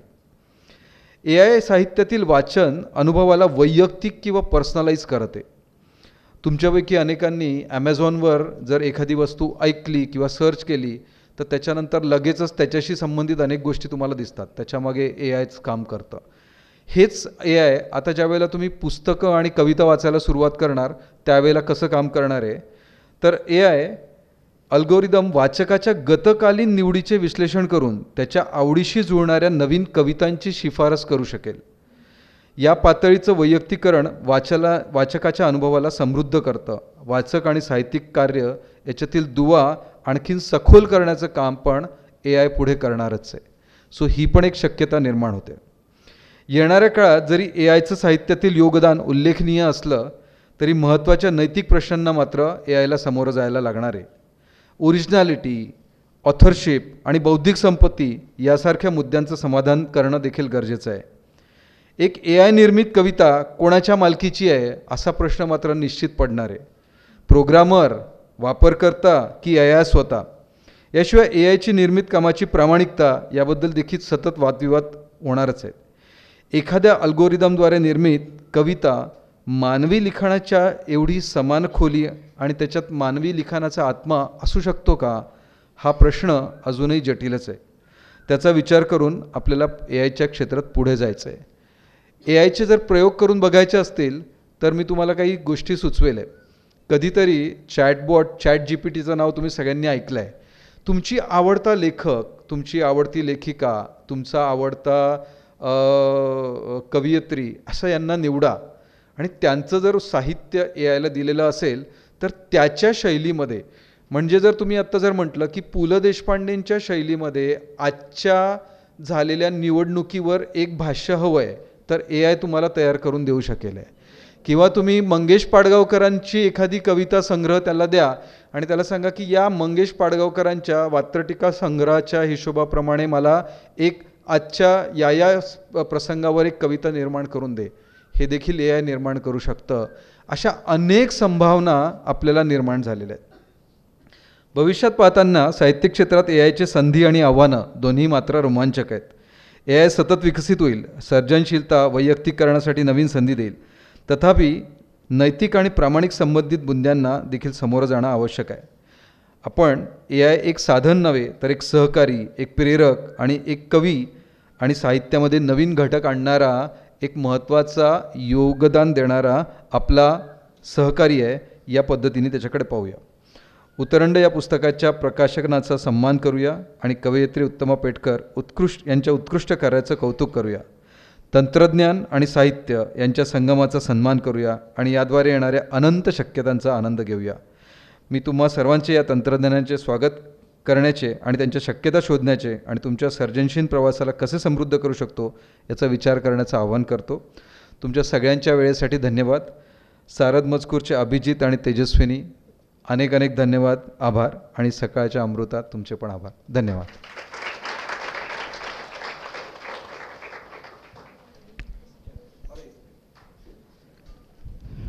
मला गंमत अशी वाटली की भाषा कशी तयार झाली असा जर आपण विचार केला तर चित्रलिपीपासून ती तयार झाली. पहिली आपण माणसं चित्र काढत होती आणि त्यातून त्यांना जे म्हणायचं आहे ते सांगत होती. मग अक्षर आले, शब्द आले आणि आपण इथपर्यंत येऊन पोहोचलो आहोत की आता आपली भाषा आपण वगळून कोणीतरी वेगळंच तयार करणार आहे किंवा कोणीतरी वेगळंच ती आपल्याचपर्यंत नव्याने पोहोचवणार आहे. तर आपण आशा करूया की हा प्रवास सकारात्मकच असेल किंवा AI सकारात्मक पद्धतीने साहित्य क्षेत्रात योगदान देईल. सरांनी इतका महत्त्वाचा विषय आज या निमित्ताने आपल्यासमोर मांडला, त्यामुळे मी त्यांचे नक्कीच मनापासून धन्यवाद देते. आणि यानंतर जी व्यक्ती ह्या पुस्तकाच्या मागे खूप खंबीरपणे उभी राहिली ती म्हणजे अनिरुद्ध सर. त्यांनी एक बारीक गोष्ट ह्या पुस्तकाची पाहिलेली आहे. तर आता ते आपल्याशी संवाद साधणार आहेत. त्यांना मी आभार प्रदर्शन करण्याची विनंती करते. तुमच्या सगळ्यांसाठी फक्त एक सूचना अशी आहे की मागे पुस्तकांचा स्टॉल लागलेला आहे. तुम्ही जाता पुस्तक घेऊ शकता. अर्थात उतरंड हे पुस्तक तिथे उपलब्ध आहेच, पण सकाळ प्रकाशनाची अजूनही पुस्तकं तिथे विक्रीसाठी उपलब्ध आहेत.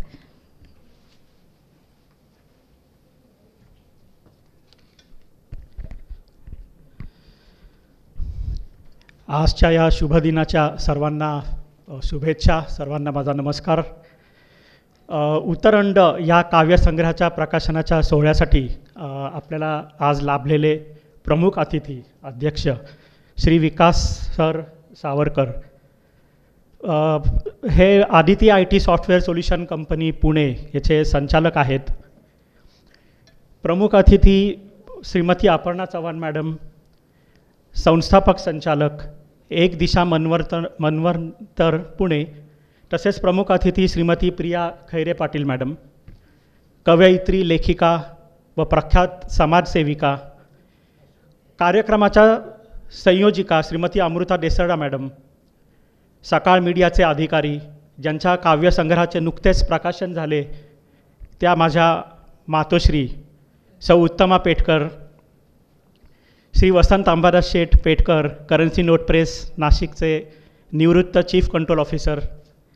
इथे उपस्थित असलेले डॉक्टर प्रशांत ढाकेफळकर, पुण्यातील एक अग्रगण्य राष्ट्रीय विज्ञान संस्थेचे ते संचालक आहेत, ते आज इथे उपस्थित झालेले आहेत. श्री किरणराव ठाकूर, निवृत्त अंडर सेक्रेटरी मंत्रालय मुंबई. श्री राजेंद्र पाटणकर, मुंबई आकाशवाणीचे निवृत्त अधिकारी. त्यानंतर इथे उपस्थित आहेत senior scientist doctor Jyotika Rajwade, Agarkar research institute Pune. Doctor Dhakephalkar त्यांच्याच संस्थेमध्ये त्या आहेत, कार्यरत आहेत आणि खूप चांगल्या प्रकारचं संशोधन त्यांनी केलेलं आहे नॅनो टेक्नॉलॉजी फील्डमध्ये आणि जेनेटिक्स फील्डमध्ये सरांनी काम केलेलं आहे. तर असे हे सगळेजण आज इथे उपस्थित आहेत. माझे सर्व नातलग, माझे सर्व परिवारजन इथे उपस्थित आहेत, मित्रगण इथे उपस्थित आहे. आपल्या सर्वांना विनम्र अभिवादन. ज्यांच्यामुळे आजचा हा सुंदर कार्यक्रम घडून आला आणि साहित्य काव्य जगतात आणखी एक अध्याय जोडला गेला. वयाच्या 78 वर्षाच्या या युवती यांनी प्रेम, घर, संसार, जीवन, समाज, नीतिमूल्ये अशा अनेक विषयांना स्पर्श करून एक उदाहरण आपल्यासमोर सादर केलेले आहे. त्या सौ उत्तमा पेटकर यांना मी नतमस्तक होऊन धन्यवाद देतो. कला, साहित्य आणि काव्याला वयाचे बंधन नसते हे त्यांनी त्यांच्या कृतीतून वेळोवेळी दाखवून दिलेले आहे. तसेच फादर्स डेच्या दिवशी आमच्या वडिलांनी जी काही सगळी परिश्रम घेऊन हे काव्यसंग्रह हा आपल्यापर्यंत सादर करण्यासाठी जी त्यांनी धडपड केली आणि सुरुवातीची जी ठिणगी पडली ती त्यांच्या कडून पडलेली आहे, त्याबद्दल मी त्यांना पण धन्यवाद देतो. या कार्यक्रमासाठी आपल्याला लाभलेले अध्यक्ष माननीय विकासजी सावरकर यांनी अगदी शॉर्ट नोटीस, म्हणजे त्यांना मला वाटतं रात्री हा निरोप गेला की तुम्हाला उद्याच्या कार्यक्रमासाठी यायचे अध्यक्ष म्हणून, आणि त्यावेळेला त्यांनी कुठल्याही प्रकारचा कंटाळा किंवा नकार न देता त्यांनी पटकन हो सांगितलं आणि ते इथे आपल्यामध्ये आले. त्यांनी एक खूप सुंदर इथे आपल्यापर्यंत त्यांचे विचार पोहोचवले. एका नावाजलेल्या सॉफ्टवेअर कंपनीचे ते सर्व आहेत, अर्थात त्याचे संचालक ते आहेत. आणि मला असा प्रश्न पडला की तंत्रज्ञान क्षेत्रातले हे असताना त्यांना साहित्य क्षेत्रामध्ये रुची कशी आहे, म्हणजे त्यांनी साहित्य क्षेत्रामध्ये एका रात्रीत न हो म्हणून त्यांनी पटकन इथे 2 शब्द आपल्या पुढे बोलले. अतिशय चांगल्या, म्हणजे त्यांची लँग्वेजसुद्धा बघून असं वाटलं की हे अनेक वर्ष त्यांनी साहित्यामध्ये प्रवास केलेला दिसतोय. तर अशात विज्ञानाला जर साहित्याची जोड दिली, विज्ञान, त्यांचं तंत्रज्ञान, विज्ञान आणि साहित्य ह्या गोष्टी एकत्र कशा येऊ शकतात हे त्यांनी सांगितलं. त्यांनी आर्टिफिशियल इंटेलिजन्सबद्दल आपल्याला सांगितलं आणि त्यामुळे हे काम किती सोपं होऊ शकतं. म्हणजे एखाद्या वैज्ञानिकाला जर वाटलं की चांगल्या भाषेमध्ये आपल्याला काही आपलं मनातली गोष्ट किंवा आपण लावलेला शोध हा लोकांपुढे आपल्याला न्यायचा आहे, तर आर्टिफिशियल इंटेलिजन्स त्याला पटकन मदत करू शकते आणि त्याचा विचार आहे तो सगळ्या जगासमोर जाऊ शकतो. तर हे सरांनी इतक्या चांगल्या शैलीने आपल्याला सांगितलं, त्याबद्दल सरांना धन्यवाद. त्यानंतर 78 वर्षांच्या कवयित्रीचे त्यांनी कौतुक केले. ही सुद्धा माझ्यासाठी खूप आनंदाची गोष्ट आहे. सावरकरजी, आपल्याला खूप खूप धन्यवाद. श्रीमती अपर्णा चव्हाण मॅडम यांनी प्रमुख पाहुणे म्हणून इथे उपस्थिती आपली दर्शवली आणि त्यामुळे त्यांना मी सर्वांच्या वतीने धन्यवाद देतो. एक दिशा मनवंतर ही त्यांची एक सामाजिक चळवळ म्हणता येईल, एक जनजागृतीसाठी उभारलेली त्यांची एक संस्था आहे. त्याच्या संस्थापक संचालक पण आहेत संस्थेच्या आणि त्याद्वारे ते तरुणांना काही नीतिमूल्ये किंवा प्रोत्साहनपर काही कार्यक्रम ते घडवून आणतात. त्यातून ते मुलांना संस्कार देतात. त्या मूळच्याच सायकोलॉजिस्ट आहेत. त्यातनं डी ॲडिक्शन वगैरे अशा प्रकारचे काही जे ज्वलंत प्रॉब्लेम आहेत समाजामध्ये, त्या समाजातल्या प्रॉब्लेमला हात घालून ते कसा प्रॉब्लेममधनं तरुणांना कसं बाहेर काढता येईल ह्याच्यासाठी त्या धडपड करतात. आणि असे प्रमुख पाहुणे आपल्याला आज या कार्यक्रमाला लाभले आणि त्यांनी माझ्या आईबद्दल जे काही खूप सुंदर इथे भाष्य केलं त्याबद्दल मी त्यांना धन्यवाद देतो. श्रीमती प्रियाताई खरे पाटील मॅडम या स्वतः एक साहित्यिक आहेत आणि त्यांनी अनेक लेख व कविता लिहिल्या आहेत. त्यांचे काव्यसंग्रह लिखाण त्यांचं प्रसिद्ध झालेलं आहे. उत्तमा पेटकर यांचे कौतुक त्यांनी स्वतः केलं. यापेक्षा जास्त आनंदाची गोष्ट माझ्यासाठी काय असेल. त्यांनी अंध विद्यार्थ्यांसाठी शिक्षण उपक्रम राबवले आहेत आणि अशा बऱ्याच सामाजिक समाजासाठी काही उपयुक्त अशा गोष्टी त्यांनी केलेल्या आहेत आणि त्यामुळे त्यांचं इथे येणं हे आपल्या सर्वांसाठीच खूप आनंदाची गोष्ट आहे. मॅडम, तुम्हाला पण धन्यवाद. सकाळ मीडियामार्फत कविता किंवा लेखन प्रसिद्ध होऊ शकतं ही गोष्ट शक्य झाली ती एनीवन कॅन पब्लिश हे सकाळच्या उपक्रमाच्याद्वारे. त्यामुळे सकाळ मीडियाचे मी मनपूर्वक आभार मानतो. आणि ज्या वेळेला असा हा प्रश्न आला होता की माझ्या आईचं काव्यसंग्रह आहे हा प्रसिद्ध होऊ शकतो का, होऊ शकतो का, आणि त्याला उत्तर हो देणाऱ्या देसरडा मॅडम, अमृता देसरडा मॅडम, तर त्यांच्या त्या हो म्हणण्यापासून तर आत्तापर्यंत, म्हणजे प्रकाशन आता आपलं झालेलं आहे पुस्तकाचं, पण त्याच्यामध्ये जे काही छोटे छोटे टप्पे होते त्या प्रत्येक टप्प्यामध्ये अमृता मॅडमनी खूप आम्हाला मदत केली. कुठल्याही प्रकारचा आम्हाला, म्हणजे मला कधी कधी असा मनामध्ये प्रश्न यायचा की मी औरंगाबादला राहतो, माझं घर नाशिकला आहे आणि हे सगळं आपलं प्रकाशन होणार आहे, हे पुण्यामधून होणार आहे, तर मग हे सगळ्या गोष्टी जुळवून कशा आणायच्या. पण मॅडमनी मला प्रत्येक वेळी कम्युनिकेशन करून, मेसेज करून किंवा टेलिफोनवरती प्रत्यक्ष बोलून त्यांनी मला कुठल्याही प्रकारची मनामध्ये भीती किंवा काळजी अशी उत्पन्न होऊ दिली नाही. त्यांनी प्रत्येक स्टेजला मला मदत केली आणि शेवटी हे पुस्तक आपलं अतिशय सुंदर अशा पद्धतीने हे पुस्तक, म्हणजे बघितला कोणालाही आनंद होईल, समाधान होईल अशा स्वरूपात ते पुस्तक तयार झालं. त्याबद्दल अमृता देसरडा मॅडम यांना खूप खूप धन्यवाद. पुस्तकाचे प्रूफ रिडिंग व मुखपृष्ठ या कामामध्ये खूप मोलाचं सहकार्य केलं ते ज्योती बागल मॅडम, आत्ता त्या आपल्यामध्ये उपस्थित नाही आहेत. त्यानंतर तेजस्विनी गांधी मॅडम, ज्या आज तर त्यांनी सूत्रसंचालन केलं इथे, आणि त्यांच्यासोबत अभिजित सर होते. सारद मजकूर हा त्यांचा उपक्रम आहे, ह्याच्याद्वारे त्यांनी हे सगळं प्रकाशनाचं काम ते करतात, मुखपृष्ठ वगैरे अतिशय सुंदर. त्यांना फक्त एकदा मी कल्पना दिली होती काय पाहिजे मुखपृष्ठावर, आणि त्यांनी ते केलं. पण मग माझ्या मिसेस पद्मश्रीनी त्यात एक तिचा विचार मांडला की माईंना काय आवडतं किंवा त्यांची पर्सनॅलिटी काय आहे. हे एका सासूची पर्सनॅलिटी सुनेशिवाय कोण सांगू शकेल इतक्या चांगल्या पद्धतीने.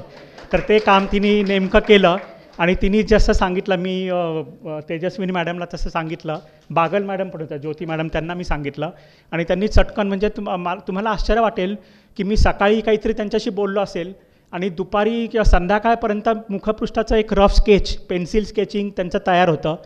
ते स्केच बघितल्या मला खूप आनंद झाला की हो, मला असंच पाहिजे. त्याच्यामध्ये फक्त एका मुलीचं चित्र त्यात ॲड करायला लावलं, कारण त्यात आमचं लहानपण आम्हाला दिसलं. म्हणजे जसं आता त्यांनी सांगितलं, वैशाली, सीमा, स्वप्नील, कौस्तुभ, जगदीश, अंजली, अनिरुद्ध, ही एक त्यावेळेला टोळी होती आमची टोळी. कुठे कार्यक्रमात गेलं की आम्ही धिंगाणा घालायचो. तर ती टोळी मला तिथे दिसली आणि त्याच्यामुळे मॅडमचं पण खूप खूप धन्यवाद. आज आपल्या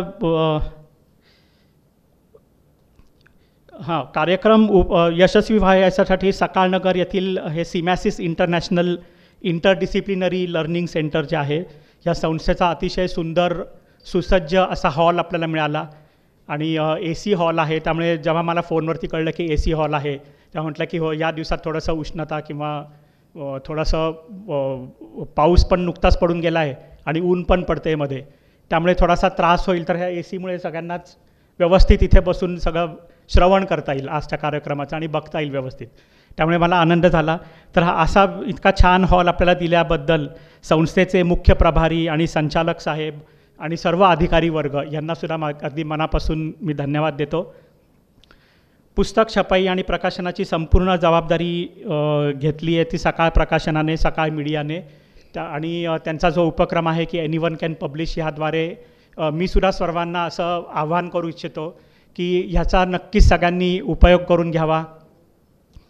आणि आपल्या मनात जर काही असेल किंवा काही थोडंफार लिखाण करून ठेवलेलं असेल, तर ते लिखाण अधिक चांगलं करून त्याचं जर प्रकाशन केलं, तर हे प्रकाशन केलेली जी गोष्ट आहे पुस्तक स्वरूपामध्ये असेल किंवा लेख असेल, तर ते अजरामर होऊन जातं. ते अनेक वर्ष पुढच्या पिढ्या बघतील आणि तुमच्याकडनं काहीतरी शिकतील. आजच्या उपस्थितांमध्ये जे आपले एक पाहुणे आपल्याकडे आलेले आहेत, डॉक्टर ढाके-फाळकर, यांच्याबद्दल 1-2 मिनटं मला थोडं सांगावंसं वाटतं की ते माझे एका अर्थाने गुरु पण आहेत, माझे मित्र पण आहेत. आम्ही आघारकर संशोधन संस्थेमध्ये काम केलेलं एकत्र आणि त्यावेळेला त्यांनी मला भरपूर गोष्टी शिकवल्यात काही. म्हणजे ते आमचे सिनियर होते, PhD करत होते ते, आणि तेव्हापासून तर ते सायंटिस्ट झाले आणि त्यानंतर ते माझे कलिग पण होते. तर त्या काळामध्ये भरपूर त्यांच्याकडनं शिकायला मिळायचं. मी त्यांच्यापुढे जाऊन बसायचो, काही गोष्टी त्यांना मी शेअर करायचो, ते पण मला त्यातनं काही मार्ग सांगायचे. त्याच्यामध्ये अगदी साधी गोष्ट म्हणजे गाडी कोणती घ्यायची, 2 व्हीलर, त्याच्यावरती त्यांनी किती रुपयाची त्याची किंमत कशी असायला पाहिजे, त्याचा ॲव्हरेज कसा असायला पाहिजे, आणि नवी गाडी घ्यायची की जुनी गाडी घ्यायची. तर त्यावेळेला तेवढी परिस्थिती काही खूप चांगली नव्हती, त्यामुळे 2 व्हीलर जुनीसुद्धा मला चालणार होती. तर त्याच्यामध्ये त्यांनी इतकं व्यवस्थित मला मार्गदर्शन करून, मी गाडी कुठे बघितला, सर्वे केला, ते मी त्यांना येऊन सांगायचो की अशी अशी मी गाडी बघितली. तर सगळा माझा सर्वे झाल्यानंतर शेवटी त्यांनी त्यांच्याकडची गाडी मला गिफ्ट देऊन टाकली होती. तर ती गाडी अजूनही माझ्याकडे ठेवलेली आहे, मी जपून ठेवली आहे घरी. आणि हे तर ही जुनी गोष्ट झाली. पण नवीन अगदी रिसेंटली काय झालं की आमच्या संस्थेमध्ये एक कार्यक्रम होता. त्या कार्यक्रमाला मी त्यांना बोलवलं होतं आणि अध्यक्ष म्हणून त्यांनी तिथे काहीतरी त्यांचे 2 शब्द सांगितले, मार्गदर्शन केलं, आणि त्याच्यामध्ये त्यांनी एक छोटीशी कविता केली. आणि आता पुन्हा बघा की विज्ञान आणि साहित्य याची ही खूप चांगली वीण असते, ही ठिकठिकाणी मला बघायला मिळालेली आहे. आणि ते मला इथे पण जाणवलं की ढाके-फाळकर सरांनी एक सुंदरशी कविता रचली, त्यात माझं नाव त्यांनी टाकलेलं होतं कवितेमध्ये, आणि त्यामुळे मला जास्त आनंद झाला. आणि नंतर त्या कवितेच्या शेवटी त्यांनी असं लिहिलं होतं, AI इन्स्पायर्ड असं लिहिलं होतं. मला काही त्या शब्दाचा अर्थ कळेना. मी बरेच दिवस विचार केला, म्हटलं त्यांना विचारावं का, पण विचारायला गेलं तर ते कदाचित होणार, काय बुद्धू माणूस आहे तू, तुला एवढं पण माहिती नाही. तर ते त्यांचं मला ऐकायचं नव्हतं, त्यामुळे मी त्यांना विचारलं नाही. पण योगायोगाने एक दिवस काय झालं की माझ्या मोबाईलवरती काहीतरी चाळत होतो आणि अचानक त्या जाहिराती येतात, मध्ये पॉपअप काहीतरी येतं. तर त्याच्यामध्ये काहीतरी चॅट काहीतरी एक आलं, GPT नव्हता, काहीतरी वेगळा शब्द होता, पण ते मी बघितलं आणि त्याच्यात त्यांनी असं लिहिलं होतं की तुम्हाला कविता करायची आहे का, तुम्हाला काही लेख लिहायचा आहे का, असं काहीतरी होतं. मी ते क्लिक करून बघितलं आणि त्यावेळेला योगायोगाने अशी पण गोष्ट होती की माझ्या वडिलांचा वाढदिवस होता आणि व्हॉट्सॲपच्या ग्रुपवरती मला एक छोटासा एक आईकडनं मिळालेलं एक देणगी आहे ती मला, की छोट्या कविता मी करतो. पण त्यावेळेला असं झालं होतं की मला अतिशय कंटाळा आलेला होता, मला कविता करण्याचा म्हणजे इच्छाच होत नव्हती. पण वडिलांचा वाढदिवस तर आहे, मेमध्येच झाला, 1 मेला. आणि योगायोगाने ती जाहिरात तशी आली. मी तिथे क्लिक केल्यानंतर त्यांनी म्हटलं की कोणावरती कविता करायची. तर मी तिथे काहीतरी माझ्या वडिलांचं नाव, नाना आणि त्यांचं वय वगैरे आणि त्यांचे काही स्वभावातले काही गोष्टी टाकल्या. आणि तुम्हाला सांगतो आश्चर्य म्हणजे विदिन फ्यू सेकंड्स इतकी सुंदर कविता त्याच्यामध्ये आली. पण त्या कवितेमध्ये काय झालं की ती खूप लेंदी कविता होती. त्याच्यात असं काही गोष्टी मला असं आवडल्या नाही. म्हणून मी पुन्हा तिथे त्यांनी असं म्हटलं होतं की पुन्हा करायची आहे का, म्हणून मी ते पुन्हाचं बटन दाबलं आणि पुन्हा एक वेगळ्या शब्दांमध्ये, म्हणजे व्यक्ती तीच, त्यांच्यातले गुण पण त्याच्यामध्ये आलेले, पण वेगळ्या शब्दांमध्ये एक परत कविता तयार झाली. आणि ती कविता मला आवडल्याबरोबर मी ती व्हॉट्सॲपच्या आमच्या सगळ्या नातेवाईकांचा ग्रुप आहे त्या ग्रुपमध्ये ती कविता मी टाकली. सगळ्यांना आवडली. हां, पण मी सांगितलं नाही, मी ढाके फाळकर सरांसारखा प्रामाणिक मी नाही आहे, त्यांच्या इतका प्रामाणिक मी नाही आहे. त्यांनी लिहिलं होतं AI इन्स्पायर्ड, मी मात्र अनिरुद्ध असं लिहिलं होतं.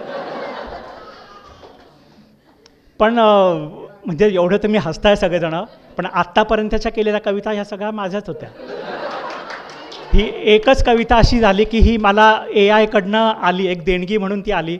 आणि मला ढाके फळकर सरांची त्यावेळेला खूप आठवण झाली की त्यांना हे म्हणायचं होतं AI इन्स्पायर्डचा अर्थ. पण एक गोष्ट होती की ती कविता मी जशी त्या तशी नव्हती छापली, प्रसिद्ध केली नाही. त्याच्यामध्ये काही महत्त्वाचे मुद्दे, महत्त्वाचे पॅरेग्राफ, महत्त्वाचे शब्द तसे ठेवून माझ्या पद्धतीने मी त्याला थोडंसं मॉडिफाय करून मग मी ती प्रसारित केली सगळीकडे. त्याच्यामुळे AI इन्स्पायर्ड हा शब्द खरोखर मला त्यावेळेला भावला. म्हणजे मला खूप आवडलं की येस.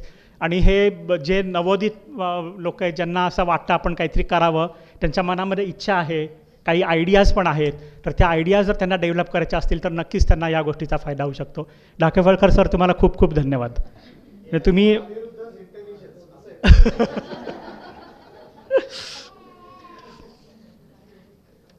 तर उपस्थितांपैकी इथे सगळे जमलेले आमचे परिवारजन, सर्व स्नेही मित्रमंडळी, साहित्यरसिक, काव्यरसिक, आपण सर्वांनी या कार्यक्रमाची शोभा वाढवली आणि या कार्यक्रमातून स्फूर्ती घेऊन साहित्य विश्वात पदार्पण करण्याची इच्छासुद्धा तुम्ही दर्शवलेली आहे. त्याबद्दल आपल्या सर्वांचं खूप खूप मनपूर्वक धन्यवाद. धन्यवाद. जय हिंद, जय महाराष्ट्र.